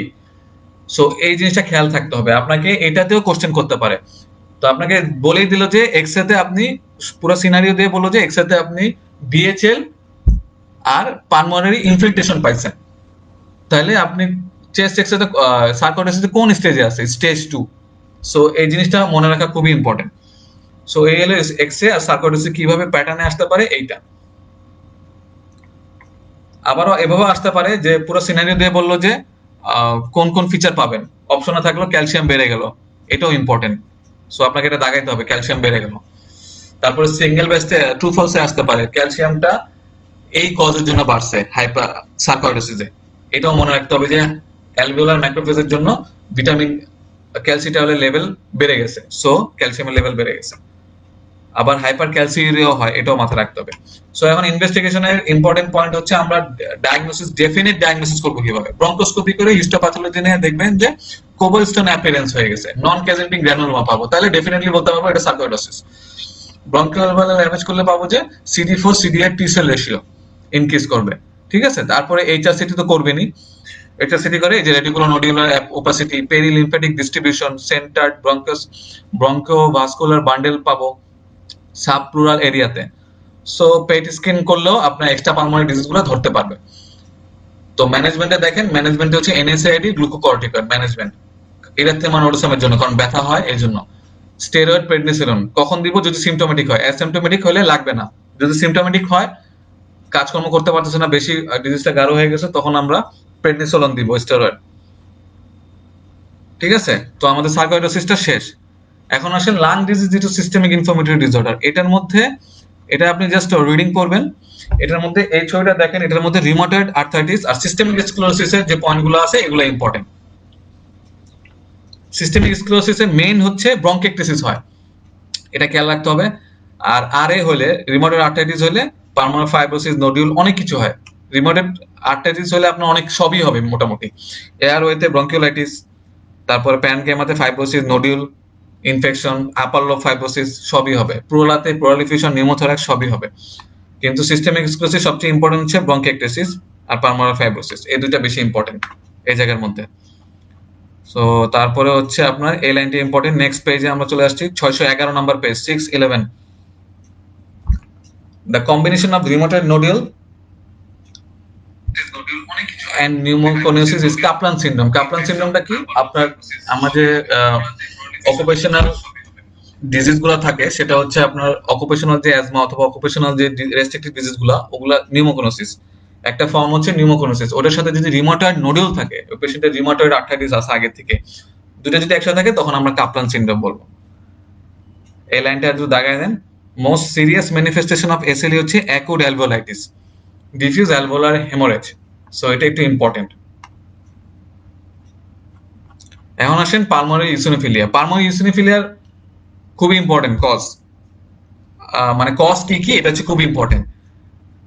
কি কি কজ আপনার এক্সটেনজিভ কজ আছে, ইন্ট্রিনসিক কজ আছে। দেখেন অ্যাসকারিয়াসিস, টক্সোকারা, ফাইলারিয়াসিস খুব ইম্পর্টেন্ট। তারপর হচ্ছে নাইট্রোফুরেন্টাইন, নিমটোইন নামে পাওয়া যায়, আমরা যে ইউটিআই তে দেই নাইট্রোফুরেন্টাইন, পালমোনারি ইওসিনোফিলিয়া করে। Para amino salicylic acid, sulfasalazine, imipramine, chlorpropamide, phenylbutazone. তারপর হচ্ছে আপ্পা, অ্যালার্জিক বঙ্কোপারবনিক অ্যাসপারিলোসিস, আমরা যেটা আগের ক্লাসে পড়ছিলাম, ফাঙ্গাই দিয়ে যে রেসপিরেটরি ডিসঅর্ডার হচ্ছে। ইন্ট্রিনসিকের মধ্যে অনেক কিছু আছে। ইওসিনোফিলিক গ্রানুলোমাটোসিস উইথ পলিঅ্যাঞ্জাইটিস, এটাকে আগে বলা হতো শার্ক স্ট্রস সিনড্রোম। এখানে ফিচারগুলো পুরোটাই পড়ে নেবেন। এখানে আপনার সিঙ্গেল বেস থাকতে পারে, আপনার একটা পেশেন্টের অ্যাজমা আছে, আপনি পালমোনারি ইওসিনোফিলিয়া পাইতেছেন, তারপর দেখলেন যে রিকারেন্ট সাইনোসাইটিস, সো আপনার ডায়াগনোসিস হবে শার্ক স্টপ সিনড্রোম, বা এখন যেটাকে বলে eosinophilic granulomatosis with polyangiitis. So চারটা বা চারটার বেশি ফিচার থাকলে ডেফিনেটলি পয়েন্ট। আর মেইন হচ্ছে বায়োপসি, ঠিক আছে, biopsy from the affected site. So এই ডিজিজটা এখানে পুরোটা পড়তে হবে। এটা একটা নর্মাল একটা আলাদা ডিজিজ হিসেবে আপনি পড়বেন, ইম্পর্টেন্স হিসেবে। সো আলাদা করে এই জায়গাটা দাগা রাখেন। এটার সাথে মিলে আমরা আরেকটা জিনিস পড়বো, সেটা হচ্ছে ইওসিনোফিলিক গ্রানুলোমাটোসিস উইথ পলিঅ্যাঞ্জাইটিস। এটা এখানে ইওসিনোফিলিক নাই, এখানে গ্রানুলোমাটোসিস উইথ পলিঅ্যাঞ্জাইটিস, মানে যেটা ওয়েগনারস গ্রানুলোমাটোসিস বলে, ওটা আমরা পরে পড়তেছি। সো এই দুইটা আমরা মিলায় পড়বো। এখন আসেন এই টপিক্যাল পালমোনারি ইওসিনোফিলিয়া রিডিং পড়বেন কি দিয়ে হয়। এই দেখেন granulomatosis with polyangiitis. So granulomatosis with পলিঅ্যাঞ্জাইটিসে আপনার এই দুইটার মধ্যে ইম্পর্টেন্ট হচ্ছে, আমি মুখে বলে যে আপনারা লিখে রাখবেন, বইয়ের সাথে এটা লিখে রাখবেন, আমি বলতেছি। সেটা হচ্ছে আপনার ইওসিনোফিলিক গ্রানুলোমাটোসিস, আমাদের প্রাইমারি ইওসিনোফিলিয়াতে পড়ছি। এখানে আপনার শার্গস্টপ সিনড্রোমে অ্যাজমা, সাইনোসাইটিস, ইওসিনোফিলিয়া থাকবে, মনোনিউরাইটিস, মাল্টিপ্লেক্স থাকতে পারে, এই যে মনোনিউরোপ্যাথি, পলিনিউরোপ্যাথি এগুলো থাকতে পারে। এটা সবচেয়ে ইম্পর্টেন্ট হচ্ছে পি আনকা দিয়ে ডায়াগনোসিস করবো, পি আনকা, ঠিক আছে, পি আনকা পজিটিভ হবে। আর এখানে আপনার গ্যানোমেটোসিস উইথ পলিঅ্যাঞ্জাইটিসে C ANCA positive, not P ANCA. C ANCA দিয়ে আমরা মেইনলি ডায়াগনোসিস করি, কারণ 90% ক্ষেত্রে সি আনকা পজিটিভ হয়। সো আর রেনাল বায়োপসি তো আছেই। সো এই দুইটা মেইন হচ্ছে আপনি মনে রাখবেন কি হবে, সিপি দিয়ে মনে রাখতে পারেন। সিপি, সি তে হচ্ছে শার্গস্টপ সিনড্রোম, আপনার খেয়াল রাখতে হবে সিপি, সি হচ্ছে ইওসিনোফিলিক, ইওসিনোফিলিক গ্যানোমেটোসিস। সো সিপি দিয়ে, পি হচ্ছে পি আনকা, আর সিজি হচ্ছে সিয়ানকা, জিতে হচ্ছে গ্যানোমেটোসিস। সিপি দিয়ে, তো সিপি দিয়ে মনে থাকলে আপনার অটোমেটিকলি ওটাও মনে থাকবে। সো এই দুটো জিনিস মনে রাখবেন। আর সিয়ানকা হইলে আপনার কিন্তু সিনারিও চেঞ্জ হয়ে যাবে। ওয়েট মাস গ্যানোমেটোসিসে আপনার কফ থাকে, অ্যাপেক্সিয়াসিস থাকে, মানে ব্লিডিং এর ফিচার থাকে, নাক দিয়ে পানি পড়বে, সরি নাক দিয়ে রক্ত পড়বে, নেজাল ক্রাস্টিং হবে, স্যাডাল শেপ নজ হবে, হেমোপটাইসিস হবে, তারপর আরপিজিএন থাকতে পারে। এটা আমরা রেনালও পড়বো। রেনালে দেখেন একটা বড় চার্ট আছে, ওই চার্টে দেখবেন যে আরপিজিএন এ এটার কথা লেখা আছে। ভাস্কুলাইটিস র্যাশ থাকবে, আর সিয়ানকা পজিটিভ, তাহলে আমরা গ্যানোমেটোসিস উইথ পলিঅ্যাঞ্জাইটিস। আপনারা ডিফারেন্সটা বুঝতে পারছেন তো? পিয়ানকার সাথে সিয়ানকার ডিফারেন্সটা আলাদা করে কিন্তু পড়তে হবে। এই দুইটা মিলাই কিন্তু কোশ্চেন আনসার দিলে আপনাকে ডিফারেন্সিয়েট করতে হইতে পারে যে এটার সাথে এটা ডিফারেন্সিয়েট কি। তাহলে পিয়ানকা আর সিয়ানকা দিয়ে ডিফারেন্সিয়েট করব। ওইখানে অ্যাজমা, ইওসিনোফিলিয়া থাকবে, এখানে কিন্তু ইওসিনোফিলিয়া থাকবে না। সো এই জন্য নাম কিন্তু ইওসিনোফিলিক গ্যানোমেটোসিস না, এটা শুধু গ্যানোমেটোসিস উইথ পলিঅ্যাঞ্জাইটিস। আর দুইটাই কিন্তু ভাস্কুলার ডিজিজ, ঠিক আছে। দুটার মধ্যেই কমন হচ্ছে ভাস্কুলাইটিস, আর দুটার মধ্যেই কমন হচ্ছে সাইনোসাইটিস, শর্টনেস অফ ব্রেথ। এই তিনটা জিনিস দুটার মধ্যেই কমন। আলাদা করবেন কিভাবে? পিয়ানকা, সিয়ানকা দিয়ে। সো এই জিনিসটা আমি ডিটেলসে বললাম, আর আপনার স্ক্রিনে থেকে হাইলাইটের মার্কারগুলো দাগায় নেবেন, ভিতরে কথাগুলো লেখা আছে, আরো এক্সট্রা থাকলে ওগুলো পড়বেন। আমি মুখে মেইন ডায়াগনোসিসটা দেখে দিলাম, আর মুখে যেগুলো বলছি ওগুলো আপনি পাশে লিখে রাখেন, ঠিক আছে। তারপরে আমরা নেক্সট যাই। নেক্সটে দেখেন ডান পাশে দেখেন drug induce respiratory disease.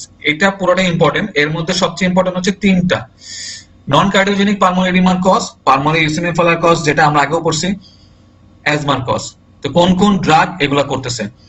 So এটা দেখেন, নন কার্ডিওজেনিক পালমোনারি এডিমা মানে কার্ডিয়াক কোনো কজের জন্য হয় নাই, ড্রাগস কজের জন্য হয়েছে। সো এই যে কয়েকটা ড্রাগ, এই কয়েকটা ড্রাগ পালমোনারি ইওসিনোফিলিয়া করতেছে, একদম মুখস্থ। অ্যাজমা যেভাবে সুবিধা হয় আপনারা মুখস্থ করে নেবেন। আর অ্যাজমা তো আমরা জানি beta blocker, NSAID, cholinergic against, aspirin এগুলো দিলে অ্যাজমাতে সমস্যা হয়। সো এই তিনটা খুব ইম্পর্টেন্ট। আমরা রেডিওথেরাপিতে একটু বাম পাশে আছে একটা লেখা, অ্যাকুট রেডিয়েশন নিউমোনাইটিস। 6 থেকে রেডিওথেরাপি দেওয়ার 6 থেকে 12 সপ্তাহ পরে অ্যাকুট রেডিয়েশন নিউমোনাইটিস হতে পারে, কফ আর শর্টনেস অফ ব্রেথ নিয়ে প্রেজেন্ট করতে পারে। সো তারপরে আমরা নিচে যাই, পরে 613 নম্বর পেজ, অকুপেশনাল অ্যাজমায় চলে আসছে আমরা এখন।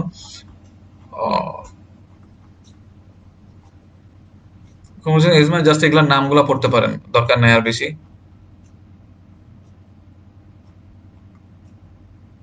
আচ্ছা, ইনঅর্গানিক ডাস্ট দিয়ে যে অকুপেশনাল ডিজিজ গুলো হয়, লাং ডিজিজ, সেটার মধ্যে ইম্পর্টেন্ট হচ্ছে প্রথম দুইটা, কোয়েল ডাস্ট, কয়েল ডাস্ট, আর হচ্ছে কি সিলিকা, আর হচ্ছে অ্যাসবেস্টোসিস। এই তিনটা, coal workers pneumoconiosis, silicosis, asbestosis related disease. So এই দুইটার মধ্যে কোন কোন, এটা হিস্ট্রি দিয়ে দিতে পারে, কারণ আমাদের দেশে তো আপনার জাহাজের শিল্পের তো কাজ হয় ওই দক্ষিণ দিকে, ওখানে আপনার দেখতে হবে। সো ওরকম পেশেন্ট আসতে পারে। বিদেশে যেরকম খুব কমন, আমাদের দেশে কমন না হলেও মোটামুটি পেশেন্ট পাওয়া যায়। আর এটা লং টার্ম হিস্ট্রি থাকবে, 20 বছর 30 বছর ধরে যার এক্সপোজার হিস্ট্রি আছে। তো ওরকম যদি সিঙ্গেল পেজ দেয় তখন আপনি চিন্তা করবেন যে এটা অকুপেশনাল লাং ডিজিজ কিনা। কোয়ালিয়াস নিউমোনিকোসিস কি কি হবে? Characteristic pathological feature, emphysema, massive fibrosis. এই দুটা, এটার থেকে এটা ডিফারেন্সটা দেখেন। অ্যাসবেস্টোসিস দিয়ে আপনার প্লুরাল প্লাক হবে, diffuse pleural thickening, pleurisy, carcinoma of the lung, mesothelioma. So এটা কিন্তু ম্যালিগন্যান্ট কন্ডিশনের দিকে টার্ন নেই অ্যাসবেস্টোসিসটা, এটা খুবই ইম্পর্টেন্ট, এই জিনিসটা খেয়াল রাখতে হবে। সো এই চার্টের মধ্যে এই দুইটা, প্রথম দুইটা যে হাইলাইটের এরিয়াটা খুবই ইম্পর্টেন্ট। সো আমরা তো নেক্সট টপিকসে যাই। কোয়ালিয়াস নিউমোনিয়া আপনারা দেখেন, এই যে এখানে দেখেন চেস্ট এক্সরে দেখেন, আপার জোন ফাইব্রোসিস হবে সবচেয়ে ইম্পর্টেন্ট, আপার জোন ফাইব্রোসিস হবে। এই দেখেন কোয়ালিয়াস নিউমোনিয়া, এই দেখেন। আর কাপলার সিনড্রোম সম্পর্কে এখানে আরেকটু বলা আছে বাম পাশে, কোয়ালিয়াস নিউমোনিয়াসিস, কাপলার সিনড্রোম বাম পাশে একটু দাগায় নেন। সিলিকোসিস, তারপর সিলিকোসিসে এই যেটা পাওয়া যায় বিএলএসি যেগুলো দরকার নাই। এখন আসলে ওটা গেল ইনঅর্গানিক ডাস্ট, আর এটা হচ্ছে অর্গানিক ডাস্ট। অর্গানিক ডাস্ট দিয়ে কি কি হবে, সবচেয়ে ইম্পর্টেন্ট হচ্ছে ফার্মাস লাং, যেটা কি দিয়ে হচ্ছে, যেটা হচ্ছে স্যাকারো পলিস্পোরা একটি একটি ভিরগুলা, মানে হচ্ছে মাইক্রোপলিস্পোরা ফেনি, অ্যাসপারগিলাস ফিউমিগেটাস, এটা দিয়ে যে মল্ডি হে স্ট্র গ্রেইন, এরকম কোনো হিস্ট্রি, মানে ফার্মার কৃষি কাজ করে এরকম কোনো লোকের যদি কোনো একটা হিস্ট্রি থাকে, তখন আপনাকে এইভাবে চিন্তা করতে হবে। Malt worker's lung, bird fat cells থাকে, এই প্রথম দুই তিনটা খুব ইম্পর্টেন্ট। এভিয়াম প্রোটিন দিয়ে হচ্ছে, আর অ্যাসপারগিলাস ক্লেভাটাস দিয়ে মর্ট ওয়ার্কাস লাং হচ্ছে। সো এটা আমরা গেল, তারপর নেক্সটে যাই। অ্যাসবেস্টস দেখেন, এই যে প্লুরাল প্লাগ গুলো দেখেন, ক্যান্ডেল ওয়েক্স অ্যাপিয়ারেন্স হয়ে গেছে। তো এরকম একটু মনে রাখতে হবে, ক্যান্ডেল ওয়েক্স দেখলেই আপনার বলতে হবে যে এটা অ্যাসবেস্টস রিলেটেড প্লুরাল প্লাগ। এই যে ক্যান্ডেল ওয়েক্স শেপ, ক্যান্ডেল ওয়েক্স হয়ে গেছে।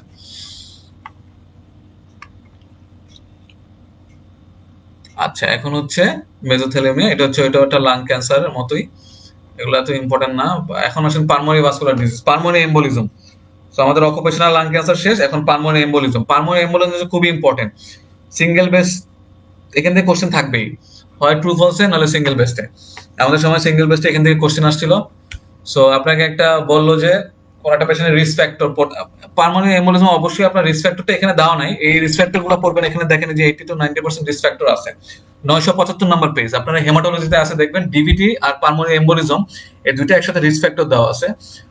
ওই রিস্ক ফ্যাক্টর যেগুলো যদি থাকে, যখন একটা পেশেন্টের অপারেশন হয়েছে বা পেশেন্টের অনেকদিন ধরে ম্যালিগনেন্সি আছে, হঠাৎ করে পেশেন্টের শ্বাসকষ্ট শুরু হয়ে গেছে, চেস্ট এক্স করে দেখলেন নর্মাল, তো পেশেন্টের চেস্ট এক্সে নর্মাল, পেশেন্টের ট্যাকিকার্ডিয়া, ট্যাকিপনিয়া, ঠিক আছে, এগুলা হচ্ছে। তো ডায়াগনোসিস কি, আপনাকে অনেক কিছুই দিল, এআরডিএস দিল, তার মানে অ্যাকুট রেসপিরেটরি ডিস্ট্রেস সিনড্রোম দিল, পালমোনারি এম্বোলিজম দিল, অ্যাজমা দিল, সিওপিডি দিল, তখন আপনার চিন্তাই করতে হবে এটা পালমোনারি এম্বোলিজম, কারণ তার প্রেসিপিটেটিং ফ্যাক্টর আছে, সাথে এক্স এ নর্মাল থাকতে পারে, এটা একটা ইম্পর্টেন্ট ফাইন্ডিং। অথবা ইসিজি চেঞ্জ দিয়ে দিল, ইসিজি চেঞ্জ পাওয়া যাচ্ছে। সো আপনাকে চিন্তা করতে হবে পালমোনারি এম্বোলিজম, এইভাবে চিন্তা করতে হবে। আরেকটা জিনিস হচ্ছে পালমোনারি, যদি কখনো বলে যে আনরিমার্কেবল মানে হচ্ছে নর্মাল, আনরিমার্কেবল শব্দটার মানে হচ্ছে নর্মাল। কোনো যদি বলে যে আপনার ফাইন্ডিংসটা আনরিমার্কেবল, তখন আপনার বুঝতে হবে ফাইন্ডিংসটা নর্মাল। সো এইভাবে কোশ্চেন গুলো দিতে পারে পালমোনারি। তাহলে পালমোনারি এগুলো দাগায় নেন, পুরোটা পড়বেন। মেইন হচ্ছে ফিচার্স আর হচ্ছে এক্সেটা। সো ফিচার্সে আপনার সবচেয়ে ইম্পর্টেন্ট হচ্ছে অ্যাকুট ম্যাসিভ পালমোনারি এম্বোলিজম। এখানে একদম কার্ডিয়াক আউটপুট কমে যায়, রাইট হার্ট ফেলিওর পর্যন্ত হতে পারে, পেশেন্ট শত চলে যেতে পারে। আপনার সিমটমের মধ্যে আপনার চেস্ট পেইন হতে পারে, সিভিয়ার ডিসপিনিয়া হতে পারে। সবচেয়ে ইম্পর্টেন্ট পয়েন্ট দেখেন, আমি এখানে দাগায় রাখছি, চেস্ট এক্সে নরমাল থাকবে। সো চেস্ট এক্সে নরমাল থাকলেই চিন্তা করতে হবে পালমোনারি এম্বোলিজম হতে পারে। সাইনে আপনি একদম right heart failure feature, JVP raise দিয়ে, তারপর হচ্ছে রাইট ভেন্ট্রিকুলার গ্যালোরিদম, পি2 পাবেন, লেফট প্যারাস্টানাল হিপ পাবেন। সো এগুলো পাইলে চিন্তা করতে হবে রাইট হার্ট ফেলিওর হয়ে গেছে। তারপরে ইসিজিতে একটা ক্যারেক্টারিস্টিক চেঞ্জ পাওয়া যায়, S1Q3T3, anterior T wave inversion, তারপর হচ্ছে right bundle branch block. S1 মানে লিড ওয়ানে আপনার, লিড ওয়ান, তিনটা লিড 1 2 3, 1 2 3 দেখতে হবে। ওয়ানে যদি দেখেন যে এস ওয়েভ আছে, ডিপ এস ওয়েভ, তাহলে, আর যদি দেখেন যে লিড 3-তে দুটা চেঞ্জ, Q3T3, কি প্যাথোলজিক্যাল কিউ ওয়েভ, আর হচ্ছে টি ওয়েভ ইনভার্সন, তাইলে বুঝতে হবে এটা পালমোনারি এম্বোলিজমের একটা ফিচার। নরমালি খুব একটা পাওয়া যায় না, রেয়ার, তারপরও পাইলে তো ডেফিনেটলি। তারপর টি ওয়েভ ইনভার্সন থাকতে পারে, রাইট ব্রাঞ্চের ব্রাঞ্চ ব্লক হবে, কারণ এখানে রাইট হার্ট ফেলিওর ফিচার হচ্ছে রাইট বান্ডেল ব্রাঞ্চ ব্লকই হবে, কারণ রাইট সাইডের প্যাথোলজি, কারণ যেহেতু লাংসের প্যাথোলজি, এই জন্য রাইট সাইডে আমার চিন্তা করতে হবে right heart failure, right bundle branch block, এভাবে চিন্তা করতে হবে। এবিজি করে দেখলেন, আর্টিরিয়াল ব্লাড গ্যাস অ্যানালাইসিস করে দেখলেন, পার্শিয়াল প্রেসার অক্সিজেন কমে গেছে, পার্শিয়াল প্রেসার কার্বন ডাইঅক্সাইড বেড়ে গেছে। সো এইভাবে পয়েন্টগুলা দিয়ে আপনাকে সিনারি দিয়ে আসতে পারে। সো স্মল আর ক্রনিকও পড়বেন, তিনটার মধ্যে আলাদা করতে পারতে হবে। সো ক্রনিকে হলে একরকম চেঞ্জ, এটা আমি ডিটেলসে বললাম না, এটা আপনার ভিতরে পড়ে নিলেই বুঝবেন। মেইন আমি কিভাবে সিনারিতে আসতে পারি এটাই বললাম, যাতে আপনারা ধরতে পারেন সুপারফিশিয়ালি। আর এটা হচ্ছে এক্সরেতে দেখেন অনেকগুলো চেঞ্জ থাকতে পারে। প্রথমে দেখেন যেখানে লিনিয়ার ওপেসিটি থাকতে পারে, পোলারিফিকেশন, ব্লাড স্টেন পোলারিফিকেশন থাকতে পারে, পালমোনারি ওপেসিটি থাকতে পারে, ওয়েজ শেপ ওপেসিটি থাকতে পারে। তারপর হচ্ছে অলিগেমি অফ দ্য লাং ফিল থাকতে পারে, যেটা অনেক সময় সিওপিডিতে পাওয়া যায়, এনলার্জ পালমোনারি ট্রাঙ্ক। তারপর হচ্ছে ডায়াফ্রামটা এলিভেটেড হবে, elevated left hemi diaphragm. So এই দুইটা জিনিস খুবই ইম্পর্টেন্ট। আর রিস্ক ফ্যাক্টরটা হেমাটোলজি থেকে পড়ে নেবেন। এখন আসি ইসিজি। ইসিজিতে আমরা কি কি প্যাটার্নে পাবো, ওইটা বলছিলাম, যেটা S1 Q33, আবার ইসিজি নর্মালও থাকতে পারে। So normal ECG, normal chest X ray সবই নর্মাল, কিন্তু পালমোনারি এমবোলিজম হয়ে বসে আছে, কারণ আর কি আপনার অ্যাকুট ব্রেথলেসনেস হইতেছে পেশেন্টের, আবার প্রিসিপিটেটিং হিস্ট্রি আছে, অথবা অ্যান্টিকোয়াগুলেন্ট খায় কোনো কারণে, ডিবিটির প্রোফাইলেক্সিস নিচ্ছে, তো আপনাকে চিন্তা, ম্যালিগনেন্সির হিস্ট্রি থাকে, তো এইভাবে চিন্তা করলে আপনাকে চিন্তা করতে হবে পালমোনারি এমবোলিজম। সো এইখানে লেখা আছে ডি। আচ্ছা, এখন কি কি ইনভেস্টিগেশন করব? প্রথমেই করব সিটিপিএ, ফার্স্ট লাইন ইনভেস্টিগেশন। ঠিক আছে, সিটিপিএ। সিটিপিএ করে দেখবো যে আমরা পালমোনারি এনজিওগ্রাম, ঠিক আছে, সিটিপিএ করব, আর সিটিপিএ করে দেখবো যে ডেফিনেটলি আমাকে বলেই দিবে যে এই জায়গায় এমবোলিজম আছে। তারপরে ডি ডাইমার করতে পারি, যদিও এখন খুব একটা লিমিটেড ভ্যালু, ডি ডাইমার করতে পারি। আর সিটিপিএ কখন করব না, কারণ কন্ট্রাস্ট দেওয়া লাগে।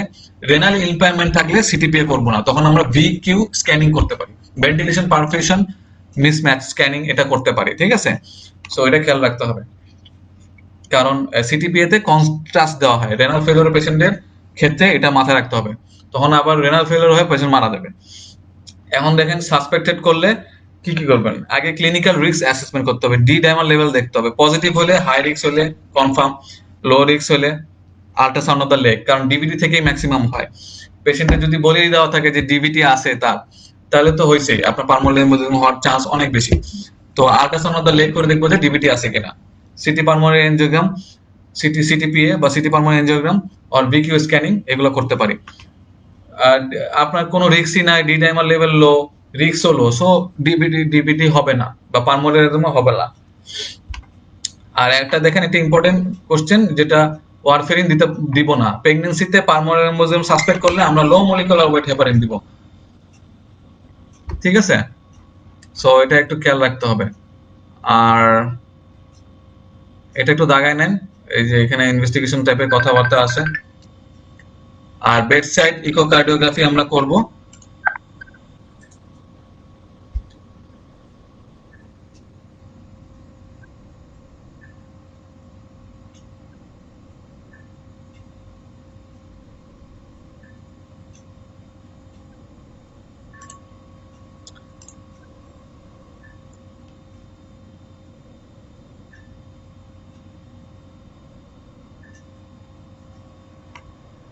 প্রথমে হচ্ছে আমরা বেডসাইড ইকোকার্ডিওগ্রাফি ম্যানেজমেন্টের ভিতরে পড়ে নিন। আমরা অক্সিজেন দিব, স্যাচুরেশন দিব, সলিউশন করব। এখন আসেন,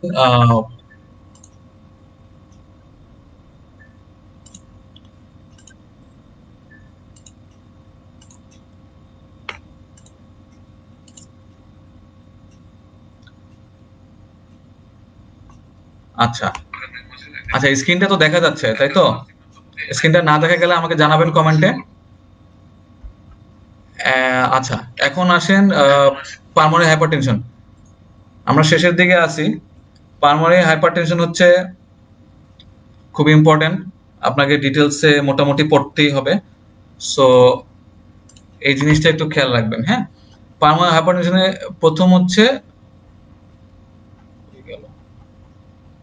আচ্ছা, পালমোনারি আর্টেরিয়াল প্রেসার যদি 25 মিলিমিটার মার্কারি বেশি হয়, তখন রাইট হার্ট ক্যাথেটারাইজেশন করে কিন্তু আমরা এটা মেজার করি, তখন কিন্তু আমরা বলবো প্রাইমারি হাইপারটেনশন। এখন এখানে পালমোনারি ক্যাপিলারি ওয়েজ প্রেসারও মাপি, অনেক কিছুই মাপি। সো দিস, এখন এটা পালমোনারি হাইপারটেনশন করার আগে আমি নর্মালি কিছু কথা বলি, যেমন প্রথমে হচ্ছে আপনার একটা এইজ একটা ফ্যাক্টর, এটা আপনার প্রাইমারি হতে পারে, সেকেন্ডারি হতে পারে। সো প্রাইমারি আর সেকেন্ডারি এটা আপনার ডিফারেন্সিয়েট করতে হবে। যদি সেকেন্ডারি কোনো কজ থাকে তাহলে অবশ্যই, তার আগে আমরা একটু কজগুলোতে চলে যাই। Classification of the primary hypertension, দেখেন pulmonary arterial hypertension, primary pulmonary hypertension যেটা স্পোরাডিক ফ্যামিলিয়াল বংশগত হতে পারে, সেকেন্ডারি যে কোনো কজের জন্য, শান্ট হইতে পারে, পোর্টাল হাইপারটেনশন, এইচআইভি ইনফেকশন, এগুলো যে কোনোটা হইতে পারে। তারপর হচ্ছে পালমোনারি ভেনাস হাইপারটেনশন,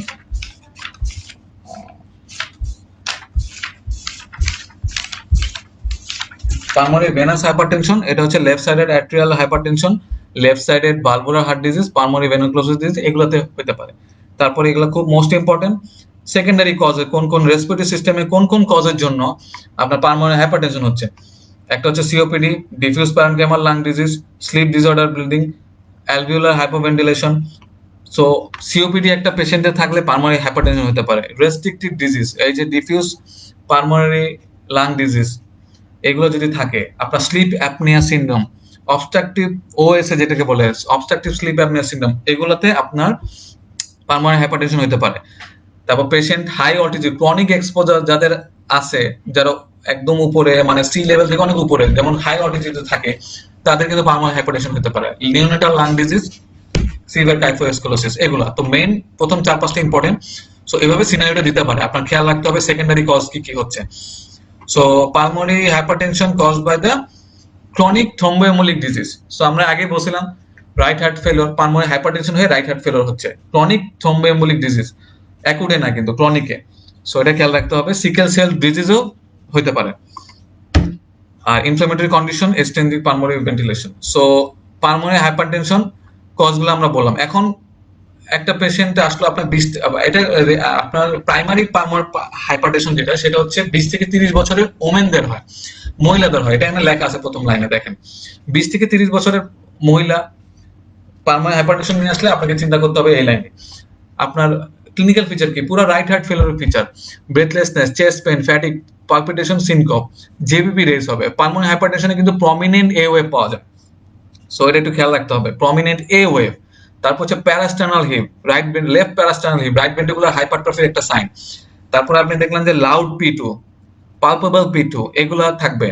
ঠিক আছে, থার্ড হার্ট সাউন্ড পাইতে পারি, এগুলোতে থাকবে। আর অবশ্যই যদি আপনার যদি আন্ডারলাইন কজ থাকে, তাহলে কিন্তু হিস্ট্রিতে বলে দিবে আন্ডারলাইন কজ। স্মোকিং এর হিস্ট্রি আছে অনেকদিন ধরে, সিওপিডি। তারপরে আপনার আপনার ধরেন স্লিপ ডিসঅর্ডার ব্রিদিং, মানে হচ্ছে আপনার দিনে ঘুমায়, রাতে সে ঘুমাইতে পারে না, রাতে হাইপোক্সেমিয়া হয়ে যায়, ব্রেথলেসনেস হয়ে যায়, লাউড স্নোরিং হয়, নাক ডাকে, তাহলে আপনার বুঝতে হবে ওএসএ আছে, মানে স্লিপ অ্যাপনিয়া সিনড্রোম আছে। তারপরে আপনাকে বলে দিল ইন্সপিরেটিভ ট্যাকেলস, বলে দিল যে আপনার স্পাইনোপিতে দেখলেন যে রেস্ট্রিকটিভ ফিচার, তার মানে কি ডিপিএলডি আছে। সো এভাবে আপনি চিন্তা করে বের করতে হবে যে প্রাইমারি হাইপারটেনশন। প্রাইমারি হাইপারটেনশন কিন্তু আলাদা ডিজিজ থেকে, প্রাইমারি যেটা সেটা কিন্তু রেয়ার, সেকেন্ডারি কজের জন্যই কিন্তু মেইনলি ম্যাক্সিমাম টাইমে পালমোনারি হাইপারটেনশন হয়। সো এই জিনিসটা খেয়াল রাখতে হবে। সো ইনভেস্টিগেশনের সেম, রাইট ইসিজিতে আমি রাইট ভেন্ট্রিকুলার হাইপারট্রফি যে ইসিজি চেঞ্জ সেটা পাবো। তারপর হচ্ছে এক্সরে করে দেখবো যে পেরিফেরাল প্রুনিং, একটা ওয়ার্ড আছে, পেরিফেরাল প্রুনিং হয়। তারপর হচ্ছে এনলার্জ পালমোনারি আর্টারি হবে, রাইট ভেন্ট্রিকুলার এনলার্জমেন্ট হবে, এগুলো দেখতে হবে। তারপর ডপলার ইকোকার্ডিওগ্রাফি করে ট্রাইকাসপিড রিগার্জিটেশন পাইতে পারে, কারণ ট্রাইকাসপিড রিগার্জিটেশন করলেও পালমোনারি হাইপারটেনশন হইতে পারে, কারণ হচ্ছে ট্রাইকাসপিড বাল্বটা রিগার্জিট হয়। সো এটা ঝামেলা থাকে। সো পালমোনারি আপনার লাংসে প্রেসার দেয়। সো এই জিনিসটা খেয়াল রাখতে হবে। সো মেইন হচ্ছে আমরা ফার্দার অ্যাসেসমেন্ট কিভাবে করি, right heart catheterization. Right heart catheterization করে কিন্তু আমরা এই জিনিসটা করতে পারি। রাইট হার্ট ক্যাথেটারাইজেশন কিন্তু পালমোনারি হাইপারটেনশন আর কনজেনিটাল হার্ট ডিজিজ, এই দুই জায়গায় কিন্তু খুব ইম্পর্টেন্ট। রাইট হার্ট ক্যাথেটারাইজেশন আমরা করি।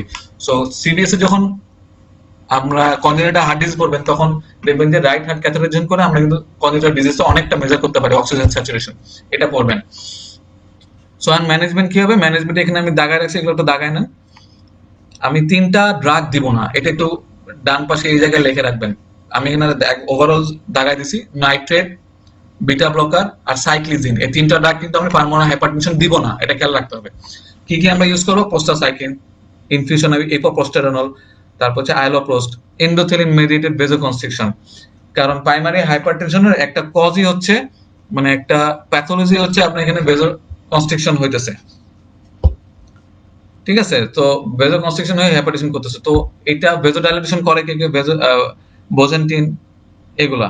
ঠিক আছে, নাইট্রিক অ্যাসিড মেডিয়েটেড ভেজোডাইলেশন কে কে করে, এগুলা বোজেন্টিন, অ্যাম্ব্রেসেন্টেন, এগুলা করতেছে। আর ফসফোডাইএসেস 5 ইনহিবিটর হচ্ছে সিন্ডেলনাফিল, যেটা আমরা ইরেকটাইল ডিসফাংশনে দেই, সিন্ডেলনাফিল।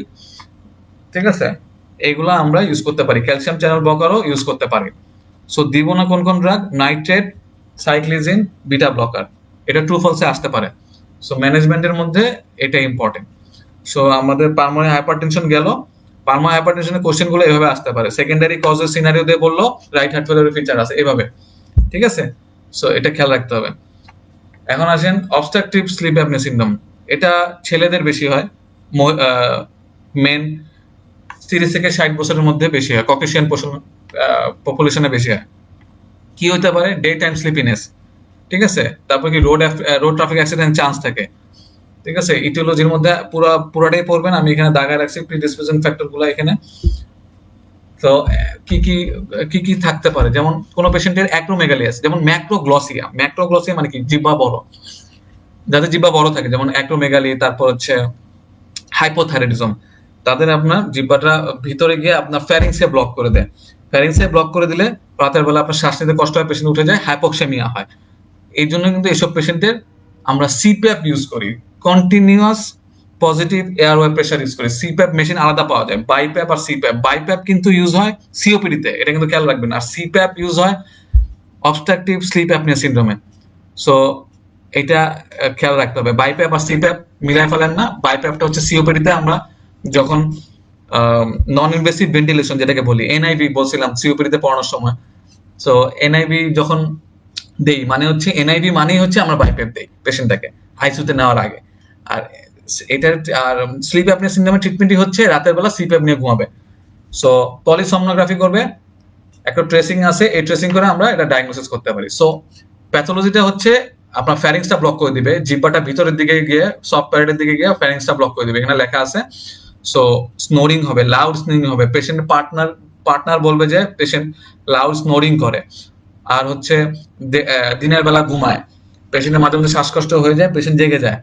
সো তারপর পেশেন্ট মোটা, সবচেয়ে ইম্পর্টেন্ট রিস্ক ফ্যাক্টর, পেশেন্টের গলা অনেক মোটা, নেক কলার সাইজ অনেক বেশি, ওবেসিটি আছে পেশেন্টের। এসব পেশেন্টের এরকম যদি থাকে, তখন অ্যাক্রোমেগালি বা হাইপোথাইরয়েডিজম যদি থাকে, অথবা অ্যালকোহল খায়, সিডেটিভ খাচ্ছে, তো এরকম হিস্ট্রি থাকলে আমরা বুঝবো যে এটা স্লিপ অ্যাপনিয়া সিনড্রোম। তো এভাবে পেশেন্ট গুলা আসতে পারে সিঙ্গেল বেস্টে, এভাবে পেশেন্ট আসবে, আর এভাবে সিঙ্গেল বেস্টও আসতে পারে।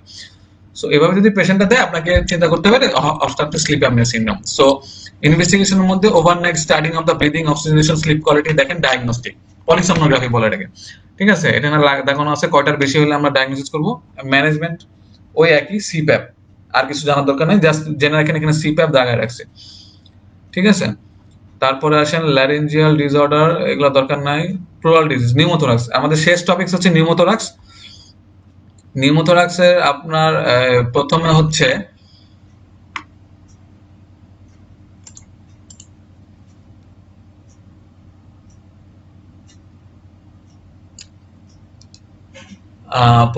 নিউমোথোরাক্সে আমরা এটা হচ্ছে আজকে শেষ টপিকস ডিজিজ আর কি। তো নিউমোথোরাক্সটা ইম্পর্টেন্ট খুবই।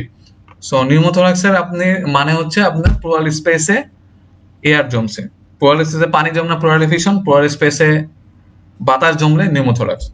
সো কিভাবে দিবে? পেশেন্ট একটা আসলো, পেশেন্টের অনেক ভাবে দিতে পারে, আমি প্রথমটা বলি। প্রথমটা হচ্ছে আপনার সিওপিডি একটা পেশেন্টের আছে, পেশেন্টের অ্যাকিউট রেসপিরেটরি মানে ইমার্জেন্সিতে আসছে, হঠাৎ শ্বাসকষ্ট, সিভিয়ার শ্বাসকষ্ট নিয়ে আসছে।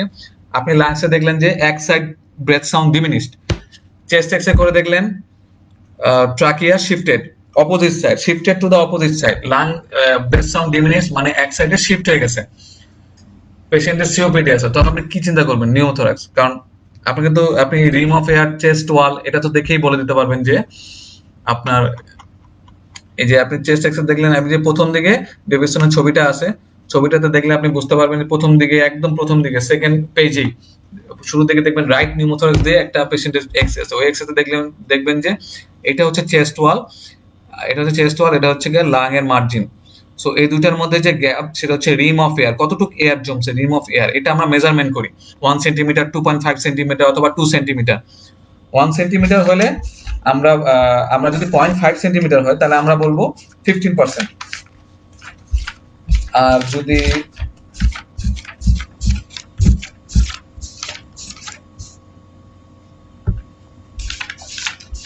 1 সেন্টিমিটার, এখন না সরি, যদি 0.5% হয় তাহলে আমরা বলবো 10 সেন্টিমিটার, মানে 10% আপনার ইনভলভ, মানে এয়ার ঢুকছে 0.5 সেন্টিমিটার। এখান থেকে এখানে আপনি ডিস্টেন্সটা দেখলেন যে 0.5 সেন্টিমিটার, তাহলে ছোট আছে 10%। দেখলেন যে আরেকটু বড়, এখান থেকে না বেশি বড় 1 সেন্টিমিটার বা 2 সেন্টিমিটার। 1 সেন্টিমিটার মানে হচ্ছে 15%, 2 সেন্টিমিটার মানে হচ্ছে 30%। তো এভাবে কিন্তু মেজারমেন্ট করা হয় রিম অফ এয়ার কত সেন্টিমিটার, মানে কত পার্সেন্ট লাং এখানে ঢুকছে। যত বেশি সেন্টিমিটার হবে তত এটা ট্রিটমেন্টে এটা হেল্প করবে, কারণ 1 সেন্টিমিটার 2 সেন্টিমিটার বেশি হলে আমরা ইন্টারকোস্টাল ড্রেনেজ দিব। সো এটা আমি আসতেছি। সো এইভাবে পেশেন্টটা আসবে।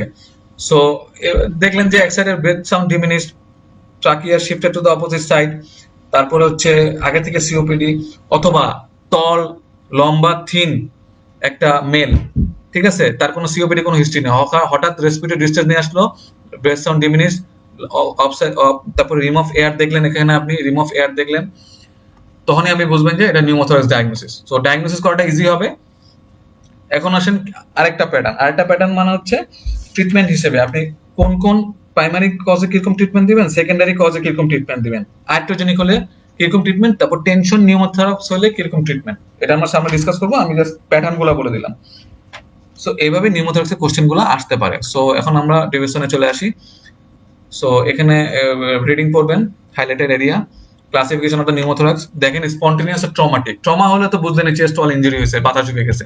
আর স্পন্টেনিয়াস এর মধ্যে দুইটা আছে, প্রাইমারি আর সেকেন্ডারি।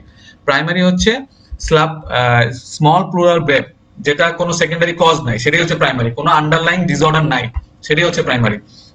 কম বয়সে একটা ছেলের, লম্বা ছেলের হতে পারে। তারপর সেকেন্ডারি কজ সিওপিডি আছে, টিউবারকুলোসিস আছে, অ্যাজমা আছে, lung abscess, pulmonary infection, lung cancer, এগুলো সব, সিস্টিক ফাইব্রোসিস, সবগুলাতেই কিন্তু সেকেন্ডারি কজ। সো সেকেন্ডারি কজের জন্য নিউমোথরাক্স হতে পারে। এখন আসেন close type, open type, tension type. Close টাইপে আপনার সিল থাকে, এটা ওপেনিং থাকে না লাং মার্জিনটা। সো বাতাস ঢুকবে আর মেইন প্রোয়ার প্রেশার নেগেটিভ থাকে। সো বাতাস ঢুকবে, এটা কয়েক সপ্তাহ পরে এটা অটোমেটিকলি রিজলভ হয়ে যাবে, স্পন্টেনিয়াস রিজলভ হয়ে যাবে, এটা ভালো হয়ে যাবে। সো এটা এত ডেঞ্জারাস না, এটা তার থেকে একটু ডেঞ্জারাস। এটা ওপেন থাকে, মেইন প্লোরাল প্রেশার অ্যাটমসফেরিক হয়ে যায়। এটা আপনার বাতাস ঢুকবে, বাতাস ভিতর এয়ারওয়েতে বাতাস ঢুকবে, আবার এখান দিয়ে বাতাস বেরো হয়ে যাবে। সো এটা এখানে আপনার ওপেন টাইপ, কারণ এখানে সিলটা ওপেন থাকে। এটার মেইনলি কজ, সবচেয়ে বেশি কমন কজ হচ্ছে সাবপুরাল ব্লেব যদি থাকে, মানে হচ্ছে প্রাইমারি কজের জন্য এটা লাং মার্জিনটা ছিঁড়ে যায়, তখন এই প্রশ্নটা হতে পারে। আর সবচেয়ে ডেঞ্জারাস এই যে টেনশন নিউমোথাইপ, মানে ঢুকবে আর বের হবে না, খালি ঢুকবে, ট্র্যাপ হয়ে যাবে। ট্র্যাপ হয়ে দেখেন একদম এখানে শিফটিং করে যাবে, অপোজিট সাইডে শিফট হয়ে যাবে, মেডিসিনাল শিফট, মানে হার্ট, ট্রাকিয়া, মেডিসিনাল পুরো অপোজিট সাইডে শিফট হয়ে যাবে। এখানে ব্রেথ সাউন্ড ডিমিনিশ পাবেন। সো এরকম একটা পেশেন্ট তো ইমার্জেন্সি পেশেন্ট। এমনও হতে পারে এই পেশেন্ট গুলা হেমোডাইনামিক্যালি অতটা স্টেবল থাকলেও এটা স্টেবল থাকবে না, এটা যেমন হেমোডাইনামিক্যালি আনস্টেবল হয়ে যাবে, মানে বিপি কমে যাবে, শকে চলে যাবে, হেমোডাইনামিক্যালি কম্প্রোমাইজ হয়ে যাবে। এটা হচ্ছে টেনশন টাইপ। সো এই জিনিসটা খেয়াল রাখতে হবে। সো তো এটা বললাম, এখানে এগুলো লেখা আছে, এগুলো দেখেন, এগুলো পড়ে নেবেন, পুরোটাই পড়তে হবে। ক্লিনিক্যাল ফিচার পুরোটাই পড়তে হবে। এখানে হাইলাইটেড লাং আছে, এই দেখেন এখানে একটা জিনিস বললাম, আমি যেটা 0.5% আর 10% যেটা বললাম, এই দেখেন লার্জার নিউমোথরাক্স 15% এর বেশি, তার মানে কি 1 সেন্টিমিটার বেশি হয়ে গেছে। আপনি যদি এটা মাপেন তাহলে এটা 1 সেন্টিমিটারের বেশি হয়ে গেছে। আপনি ক্লিনিক্যালেও যদি যান তখন দেখবেন যে এখান থেকে এটার দূরত্ব হচ্ছে 1 সেন্টিমিটারের বেশি বা 1 সেন্টিমিটার, তার মানে কি 50% এর বেশি, তার মানে এটা লার্জার নিউমোথরাক্স। সো এই লার্জার নিউমোথরাক্স ডিক্রিজ অথবা অ্যাবসেন্ট ব্রেথ সাউন্ড পাবো। আর লার্জ টেনশন নিউমোথরাক্স হলে আমরা যে ট্যাকিকার্ডিয়া, হাইপোটেনশন, সায়ানোসিস, ডেভিয়েশন এগুলো পাবো। এখানে লেখা আছে, আমি যা যা বললাম। ইনভেস্টিগেশন তো অবশ্যই এক্সরে করতে হবে আগে, এক্সরে করলে আমি বোঝা যাবে যে এটা হয়েছে। ম্যানেজমেন্ট পুরোটাই করতে হবে। এখন ম্যানেজমেন্টটা আমি শর্টকাটে বলি, সেটা হচ্ছে দেখেন মেডিসিনাল শিফট হলো হাইপারটেনশন, টেনশন নিউমোথরাক্স আপনি ডায়াগনোসিস করলেন, তাহলে আপনার অবশ্যই কোনো কিছু আছে কি নাই, প্রাইমারি না সেকেন্ডারি জানারই দরকার নেই। আপনি এখানে দেখতে হবে, আপনার ইন্টারকোস্টাল ড্রেনেজ দিতে হবে। কোথায় দিই ইন্টারকোস্টাল ড্রেনেজ? সেটা হচ্ছে মিড এক্সিলারি লাইনের 4th, 5th, 6th ইন্টারকোস্টাল স্পেসে মিড এক্সিলারি লাইন দিতে পারি। এটা হলো গেল। এখন যদি না হয় টেনশন নিউমোথরাক্স, অন্যগুলো হলো, তাহলে প্রাইমারি না সেকেন্ডারি? তাহলে আপনার যদি কজ থাকে তাহলে আপনি মনে করবেন যে সিওপিডি, লাং অ্যাবসেস, ক্যান্সার এগুলোর কজ আছে, তার মানে কি এটা সেকেন্ডারি। সেকেন্ডারি কজ থাকলে এটাও একটা ডেঞ্জারাস। তো তারপর আপনাকে ইন্টারকোস্টাল ড্রেনেজ দিতে হবে। আর যদি সেকেন্ডারি কজ না থাকে, প্রাইমারি হয়, তখন আপনি খেয়াল করবেন। আর সেকেন্ডারিটা বলতেছি কেন, সেকেন্ডারিটা হলেও কিন্তু আপনাকে রিম অফ এয়ারটা দেখতে হবে। রিম অফ এয়ার যাই থাকুক না কেন, সেকেন্ডারি হইলেই কিন্তু আপনাকে ইন্টারকোস্টাল ড্রেনেজ দিতে হবে। তার মানে সেকেন্ডারি আর টেনশন নিউমোথরাক্স খুবই ইম্পর্টেন্ট। আর যদি প্রাইমারি হয় তাহলে আপনি দেখবেন যে রিম অফ প্রাইমারি মানে প্রাইমারি নিউমোথোরাক্স মানে হচ্ছে 15% এর উপরে, মানে তার আন্ডারলাইং কজ নাই ওই ছেলেটা। তাহলে আপনি দেখলেন যে 15% উপরে, তখন আপনি দেখলেন যে তার বয়স আবার 50-এর বেশি, তাহলে একটু ডিজিজ প্রোন, তাহলে একটু ঝামেলা হতে পারে, তাহলে ইন্টারকোস্টাল ড্রেনেজ দিতে হবে। আর যদি দেখলেন যে 15% এর উপরে না, 15% এর নিচেই, মানে 1 সেন্টিমিটার বেশি হয় না রিমুভ এয়ার, আবার 50 বছরের বেশি না, তাহলে আপনি অবজার্ভ করতে পারেন। 6 ঘন্টা পরে ফলো আপ দিয়ে পেশেন্ট ভালো হয়ে গেলে ডিসচার্জ দিয়ে দিবেন। এখন পেশেন্ট যদি খারাপ হয়ে যায়, তাহলে আপনি 50 বছরের বেশি, আবার 15%-এরও বেশি, তাহলে আপনাকে আগে ট্রাই করতে হবে। 15%-এর যদি বেশি না হয়, শুধু যদি 15%-এর বেশি হয়, 50 বছর হয় নাই, 50 বছরের নিচে, তাহলে আপনি আগে পারকিউটেনিয়াস নিডল অ্যাসপিরেশন করবেন। পারকিউটেনিয়াস নিডল অ্যাসপিরেশনে ট্রাই করবেন, 2.5 লিটারের বেশি বের করার দরকার নাই, ঠিক আছে? 2.5 লিটার এয়ারে বেশি বের করার দরকার নেই।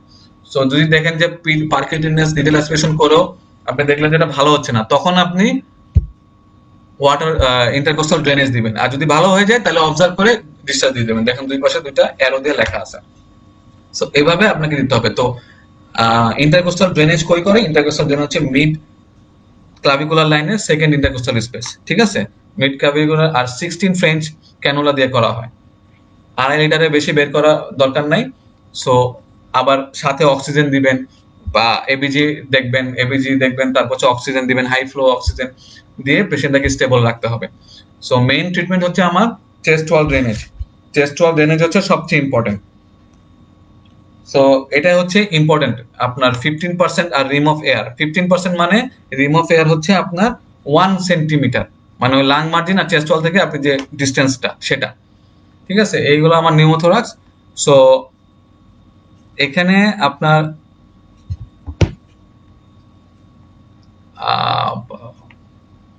সো এগুলো এখানে লেখা আছে, সো এগুলো পড়ে নেবেন। আর এই পাশে অ্যাকোয়ার্ড ডিসঅর্ডারের মধ্যে এই প্যারাটা ইম্পর্টেন্ট।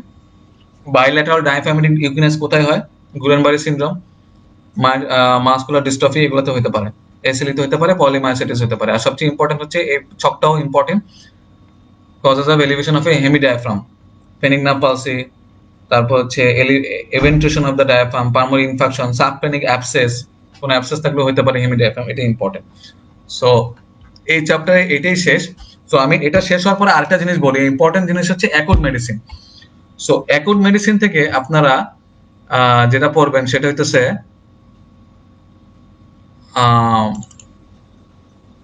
আমি একটু দাগায় দেই অ্যাকুট মেডিসিন থেকে।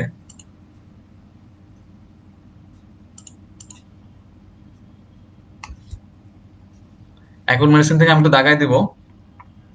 অ্যাকুট মেডিসিনে একটা ইম্পর্টেন্ট ডিজিজ হচ্ছে ARDS, acute respiratory distress syndrome. এটাও খুব আসে পরীক্ষায়। মানে আপনার রেসপিরেটরি সিস্টেম যখন পড়বেন তখন আলাদা করে অ্যাকুট মেডিসিনও পড়তে পারেন, বা একবারে এই সিস্টেমের সাথে এআরডিএসটা পড়ে ফেলতে পারেন। সো আমি অ্যাকুট মেডিসিনটা আমি ডেভিশন থেকে দাগাই দিচ্ছি, একটু অপেক্ষা করুন, আমি একটু বের করতেছি স্লাইডটা।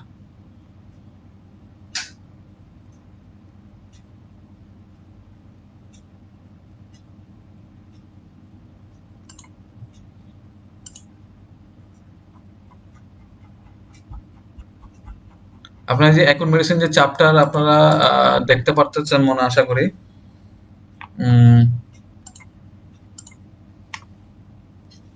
হ্যাঁ, আশা করি দেখতে পারতেছেন। সো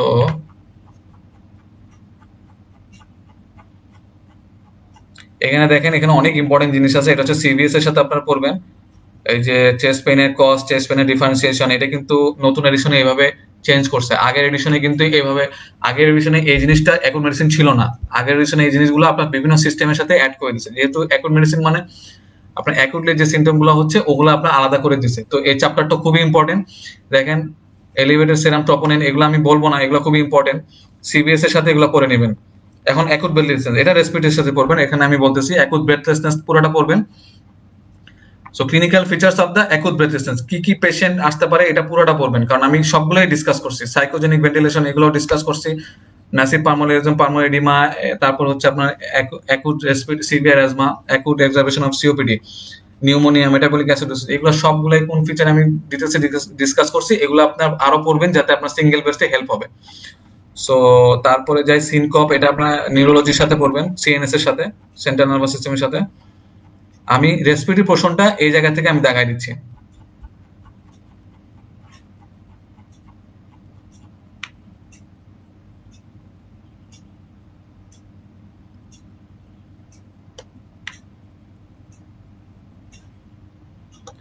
আচ্ছা, হাইপোক্সেমিয়া দেখেন এখানে পেজ নাম্বার হচ্ছে 190, 190 পেজ। যদি সামনে বই না থাকে আপনারা সেভ থাকবে, অসুবিধা নেই, পরে দাগাই নিন। 190 পেজের হাইপোক্সেমিয়া দেখেন এখানে, এটা একটু রিডিং করতে পারেন। এখানে মেইন হচ্ছে এই 191 পেজ, 191 পেজের এই বক্সটা, লাল বক্সটা। কখন আমরা ক্রিটিক্যাল ইলনেসে অক্সিজেন প্রেসক্রাইব করব? প্রথম ইম্পর্টেন্ট পয়েন্ট হচ্ছে তার যদি কার্বন ডাইঅক্সাইড বেশি না থাকে এবিজিতে, তাইলে 94 থেকে 98। কার্বন ডাইঅক্সাইড বেশি থাকা মানেই হাইপার ক্যাপনিয়া হচ্ছে, তার মানে বেশি অক্সিজেন দেওয়া যাবে না, কারণ হাইপোক্সিক ড্রাইভটা নষ্ট হয়ে গেছে, নষ্ট হয়ে যাবে। এই জন্য 88 থেকে 92, এই দুইটা পয়েন্ট এটা ইম্পর্টেন্ট। অক্সিজেন ডিসোসিয়েশন কার্ভ, এটা আপনার ফিজিওলজি হিসেবে ইম্পর্টেন্ট। এটা তো আর রেসপিরেটরি সিস্টেমে দেয় না, এটা আলাদা এখানে দিছে। সো এই জিনিসটা, কার্ভটা ফিজিওলজি পোর্শন থেকে যদি যে কোনো নোট বই, যে কোনো গাইড বই, যে কোনো কোচিং সেন্টার বই থেকে আপনি পড়লেই হবে, কোনো অসুবিধা নেই। ঠিক আছে, রাইট কার্ভ কোথায় হয়, লেফট কার্ভ কখন হয়, কোন কোন ডিজিজে রাইট কার্ভ, কোন কোন যে সবগুলা বাড়লে রাইট হবে, সবগুলা কমলে লেফট হবে, তো আমরা পড়ছি, আমরা যেটা যেভাবে পড়ছি আর কি। ঠিক আছে, পাশের প্রেসার কার্বন ডাইঅক্সাইড 2 3 ডিপিজি, সব বাড়লে রাইট সাইড, সব কমলে লেফট সাইড। ঠিক আছে, এনিমিয়ার ক্ষেত্রে আলাদা হবে। সো এই জিনিসগুলো খেয়াল রাখবেন। তারপর হচ্ছে ট্যাকিকার্ডিয়া, ট্যাকিকার্ডিয়া এই বক্সটা important. Common causes of hypoxia, next পেজে আর কি, নেক্সট পেজে আছে common causes of hypoxia in hospitalised patient. So hypoxemia due to shunt, hypoxemia due to VQ perfusion mismatch, hypoxemia due to hypoventilation. So এগুলা cause, এটা আপনার true false important. এই যে দুইটা ছবি দেখালাম, এটা ট্রু ফলস ইম্পর্টেন্ট, কারণ নতুন টপিকস, নতুন চ্যাপ্টার অবশ্যই আসবে, এগুলো কোনোটাই মিস দেওয়া যাবে না। ডেভিসন যতগুলো চ্যাপ্টার আছে সবখান থেকে কোশ্চেন আসতে পারে, আর অ্যাকুট মেডিসিন তো ভেরি ইম্পর্টেন্ট চ্যাপ্টারটা। ঠিক আছে, আমি যেহেতু রেসপিরেটরি পোর্শনটা দেখাচ্ছি, আমি শুধু রেসপিরেটরি পোর্শনটাই আমি এই চ্যাপ্টার থেকে দেখাচ্ছি, আপনারা বাকি সিস্টেম থেকেও কিন্তু বাকিগুলো পড়তে হবে, যেমন রেস টপোনিন আয়ের কজ সিভিএস পড়বেন, সিনকপ এগুলো কিন্তু আপনার সিএনএস থেকে পড়বেন। সো এগুলা খেয়াল রাখতে হবে। তো হাইপোটেনশনের এই জায়গাটা ইম্পর্টেন্ট, হাই কার্ডিয়াক আউটপুট, লো কার্ডিয়াক আউটপুট, আমি দাগাই নাই কিন্তু এই ছকটা ইম্পর্টেন্ট, 193 পেজে এটা পড়ে নেবেন। সো এখানে হইতেছে আপনার নেক্সট পেজে যাই, কমার কজ দরকার এটা সিএনএস এর সাথে।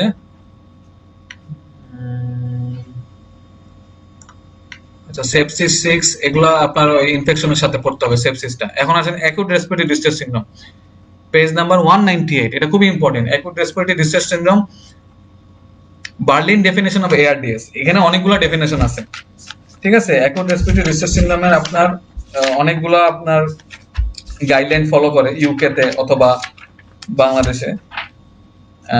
এটাই হচ্ছে মেইন, যেহেতু ডেভিসনে বার্লিন আছে, আপনার এটাই বলবেন। চারটা মেইন হেডিং এ জিনিসটা মনে রাখতে হবে। একটা হচ্ছে, আমি মুখে বলে দিয়ে আপনার সাইডে লিখতে পারেন। প্রথম পয়েন্টটা হচ্ছে টাইমিং, সেকেন্ড পয়েন্টটা হচ্ছে ইমেজিং, মানে কি করব, চেস্ট এক্সরে, সিটি স্ক্যান।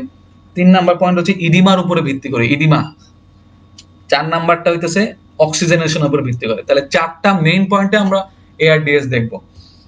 আমি পরে বলবো যে এআরডিএস এ কিভাবে আপনার সিঙ্গেল বেস আসতে পারে। সো প্রথমে হচ্ছে টাইমিং, টাইমিং হইতেছে আপনার 1 উইক, মানে অ্যাকুট অনসেট হবে। প্রথমে হচ্ছে আপনার এআরডিএস এ কিছু রিস্ক ফ্যাক্টর থাকে, কিছু কজ থাকে, কজগুলো আপনার ভিতরে লেখা আছে, এগুলো পড়ে নেবেন। যে কোনো কজ, যেমন একটা পেশেন্ট হসপিটালে ভর্তি, নিউমোনিয়া নিয়ে আসছে, ঠিক আছে, তো বা অন্য যে কোনো কারণে পেশেন্টটা ভর্তি হসপিটালে, হঠাৎ করে দেখলেন 1 সপ্তাহের মধ্যে তার বায়োলেটারাল অপেসিটি হয়ে গেল। সো পেশেন্টের এটা আপনি ইফিশন দিয়ে এক্সপ্লেন করতে পারতেছেন না, কোনো কলাপসও হয় নাই বা নোডুলও হয় নাই, বা চেস্ট এক্সরে বা সিটি স্ক্যান করে দেখলেন বায়োলেটারাল অপেসিটি, ডিফিউজ অপেসিটি। তো আবার পেশেন্টের রেসপিরেটরি হয়েছে, রেসপিরেটরি ফেলিওর হয়েছে, ঠিক আছে, কিন্তু এটা কার্ডিয়াক ফেলিওরের জন্য না, অথবা কোনো ফ্লুইড ওভারলোডও হয়নি, মানে আপনার স্যালাইন ঠিক আছে, কোনো ফ্লুইড ওভারলোডও না, পানি বেশি গেছে এরকমও না। আবার অক্সিজেনেশন দেখে দেখলেন, পালস অক্সিমিটার দেখলেন, পালস অক্সিমিটার স্যাচুরেশন কমে গেছে। সো এটা কি হবে? এটা হচ্ছে এআরডিএস হবে। এইভাবে কোশ্চেনটা আসতে পারে। তাই আমি কিন্তু 4টা পয়েন্টে বললাম। প্রথমে হচ্ছে টাইমিং, অ্যাকুট অনসেট। সেকেন্ড হচ্ছে আপনার imaging, bilateral opacity on the chest section not fully explained by effusion, cardiac lung collapse, nodule। তাহলে প্রথমে হচ্ছে 1 সপ্তাহের মধ্যে অ্যাকুট ইনসাল্ট কোন একটা কারণে, তারপর হচ্ছে বায়োলেটারাল অপাসিটি। 3 নাম্বার পয়েন্ট কি বললাম? ইডিমা মানে রেসপিরেটরি ফেইলিউর, কোনো কার্ডিয়াক ফেইলিউর আর ফ্লুইড ওভারলোডের উপরে এক্সপ্লেইন করা যাচ্ছে না, কিন্তু রেসপিরেটরি ফেইলিউর হয়েছে। ঠিক আছে। 4 নাম্বারটা হচ্ছে পালস অক্সিমিটারে অক্সিজেনেশন মানে ইম্পেয়ার্ড অক্সিজেনেশন। এটারও অনেক ব্যাখ্যা আছে, এটার ব্যাখ্যাটা দরকার নাই। ঠিক আছে, এটার ব্যাখ্যা বেশি দরকার নেই, বাট এই টপিকসটা ইম্পর্টেন্ট, কারণ এখান থেকে আপনার অ্যাকুট রেসপিরেটরি ডিস্ট্রেসের ডিফারেনশিয়াল ডায়াগনোসিস অনেকগুলো হতে পারে, যেমন টিবি হতে পারে, তারপর হচ্ছে আপনার অন্য কিছু দিয়ে দিল, যেমন ডিপিএলডি বলে দিল, কারণ বায়োলেটারাল অপাসিটি আছে, আপনার বলো ডিপিএলডি হলো কিনা, তখন আপনার কিন্তু জাজ করতে হবে ক্লিনিক্যালি, হিস্ট্রিতে, তারপর হচ্ছে ইমেজিং এ আপনার দেখবেন 4টা পয়েন্ট এক সপ্তাহের মধ্যে হয়েছে কিনা, জিনিসগুলো দেখে আপনাকে বলতে হবে এআরডিএস। ঠিক আছে, এটা ডিপিএলডি না, বায়োলেটারাল অপাসিটি মানে ডিপিএলডি না। তো কার্ডিয়াক ফেলিওর হইলে বা ফ্লুইড ওভারলোডের জন্য হইলে কিন্তু আর এআরডিএস হবে না। এখানে বলাই আছে not explain by effusion collapse, not explain by cardiac failure fluid. ঠিক আছে, তো এই জিনিসটা খেয়াল রাখবেন। দেখেন দেখেন এই পেশেন্টটা, দেখেন যে এখানে পেশেন্ট আইসিইউতে অথবা সিসিতে আছে, বিভিন্ন তার মানে ইলেকট্রোড, মানে তাকে ইসিজি বা মেশিনে ইলেকট্রোড গুলা তার গায়ে লাগানো আছে, ওইটারই ইলেকট্রোডের তারগুলো দেখা যাচ্ছে। দেখেন বাইলেটারাল ডিফিউজ অপাসিটি, দেখেন চেস্ট সিটি স্ক্যান করে দেখলেন ডিফিউজ অপাসিটি। সো নিউমোনিশন থাকতে পারে, বাইলেটারাল চেস্ট জেন সার্জিক্যাল এমফাইসিস এগুলো সবই থাকতে পারে, রিড ডিস্ট্রাকশন সবই থাকতে পারে। সো এআরডিএস এভাবে ডায়াগনোসিস করতে হবে। 4টা মেইন পয়েন্টে timing, 1 number timing, 2 number imaging, 3 number edema, 4 number oxygenation. আপনি এই 4টা পয়েন্ট মনে রাখলে আপনার ধরেন বার্লিন ডেফিনিশনটা মনে থাকবে। সো এই 4টা পয়েন্টে আপনি জিনিসটা মনে রাখবেন।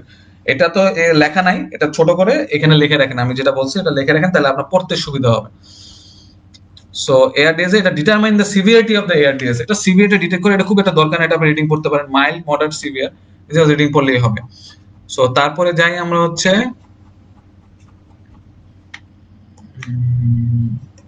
তারপরে এআরডিএস আমাদের শেষ হয়ে গেল। এআরডিএস এর পরে আর দরকার আছে, আর দেখে আসে কিনা,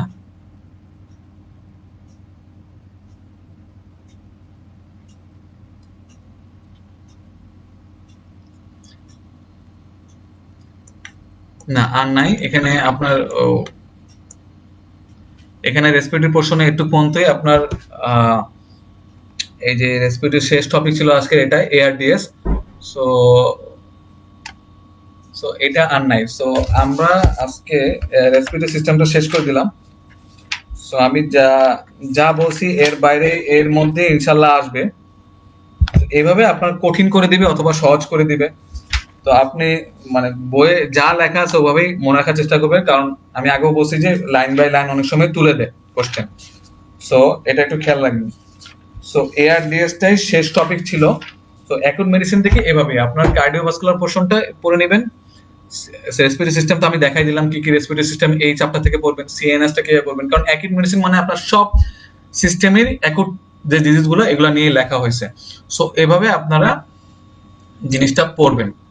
সো তো ক্লাস কেমন লাগলো এটা জানাবেন অবশ্যই। আর কোনো কোশ্চেন থাকলে আপনার ফেসবুকে কমেন্ট করে দিতে পারেন, আমি যখন কমেন্টগুলো দেখবো তখন আমি আনসার দেওয়ার চেষ্টা করবো, ডেভিসন রিলেটেড অথবা রেসপিরেটরি সিস্টেম রিলেটেড যে কোনো আনসার, কোনো অসুবিধা নেই, আপনার কমেন্টে করবেন। আর হচ্ছে ক্লাসটা কেমন লাগলো জানাবেন, আর আমি চেষ্টা করছি সব দিক থেকেই তুলে ধরা যাতে কোনো অংশ বাদ না যায়। সো আর রেসপিরেটরি সিস্টেমে আপনার যে জিনিসগুলো মনে থাকে না, আপনার তো রেসপিরেটরি তো সিস্টেমটা আপনি তো পড়বেন পেপার 3, মানে আপনি পরীক্ষার আগের দিন, মানে পেপার 3 আগে একদিন বন্ধ থাকতেও পারে নাও থাকতে পারে। সো পেপার 3 এর আগে যদি একদিন বন্ধ থাকে তাহলে তো আপনি একদিন তো পাইলেন। অনেক সময় পেপার 2 এর আগে বন্ধ থাকে, 3 এর আগে বন্ধ থাকে না। সো খেয়াল করবেন মেন মেন সিস্টেম গুলা তাড়াতাড়ি পড়বেন, আর যেগুলো মনে থাকে না ওগুলা পড়ার সময় দাগায় রাখবেন, যে এগুলো মনে থাকে না, এগুলো সকালবেলা পরীক্ষা যাওয়ার আগে দরকার হলে দেখে যাবেন। যেমন কিছু কিছু বক্স খুবই কঠিন রেসপিরেটরি সিস্টেমের মধ্যে, যেমন আপনার ওই প্রথম দিকে যে বক্সটা আছে, প্রথম দিকে যে আপনার যে লাং ফাংশন টেস্টের যে বক্সটা আছে, ওটা খুবই ইম্পর্টেন্ট। আপনার যে টিএলসিও কোথায় বাড়ে, টিএলসিও ওটা অনেক সময় মনে নাও থাকতে পারে। ঠিক আছে, লাং ফাংশন অ্যাবনর্মালিটি মানে এফবিসি1, টিএলসিও, তারপর রেসিডুয়াল ভলিউম কোথায় বাড়ে, ওই বক্সটা। ঠিক আছে, ওই বক্সটা দেখে নিলেন, তাহলে আপনার ওভারঅল ডিজিজ গুলো সম্পর্কে একটা আইডিয়া হয়ে গেল, তো আপনার বাকি জিনিসগুলো মনে আসবে। তো এই বক্সটা আপনি দেখে যাবেন, কারণ এটা খুবই ইম্পর্টেন্ট। তারপর হচ্ছে রেসপিরেটরি ফেলিয়ারের আপনার কিভাবে ইন্টারপ্রিট করবো, টাইপ 1 টাইপ 2 যে কজ, ওই যে বক্সটা যে রেসপিরেটরি ফেলিয়ারের যে বক্সটা, ওইটা দেখে যাবেন সকালবেলা, ওটা খুবই ইম্পর্টেন্ট। তারপরে হচ্ছে আপনি সিওপিডি দেখে যাবেন, সিওপিডির মেকানিজম, তারপরে অ্যাজমার ভিতরের বক্সগুলা, ব্রঙ্কিয়াক্টাইসিসের ভিতরে বক্সগুলো, নিউমোনিয়ার কার্ভ 65 নিউমোনিয়ার বক্সগুলো, তারপর টিবি থেকে যে বক্সগুলো আছে সবগুলাই খুব ইম্পর্টেন্ট। লাং ক্যান্সারের যে বক্সগুলো বলছি এগুলো খুব ইম্পর্টেন্ট। তারপর নিউমোথোরাক্সের ট্রিটমেন্ট, নিউমোথোরাক্সের বক্স প্রাইমারি না সেকেন্ডারি এটা খুব ইম্পর্টেন্ট। সার্কোইডোসিস খুবই ইম্পর্টেন্ট, ডিপিএলডি এগুলো খুবই ইম্পর্টেন্ট।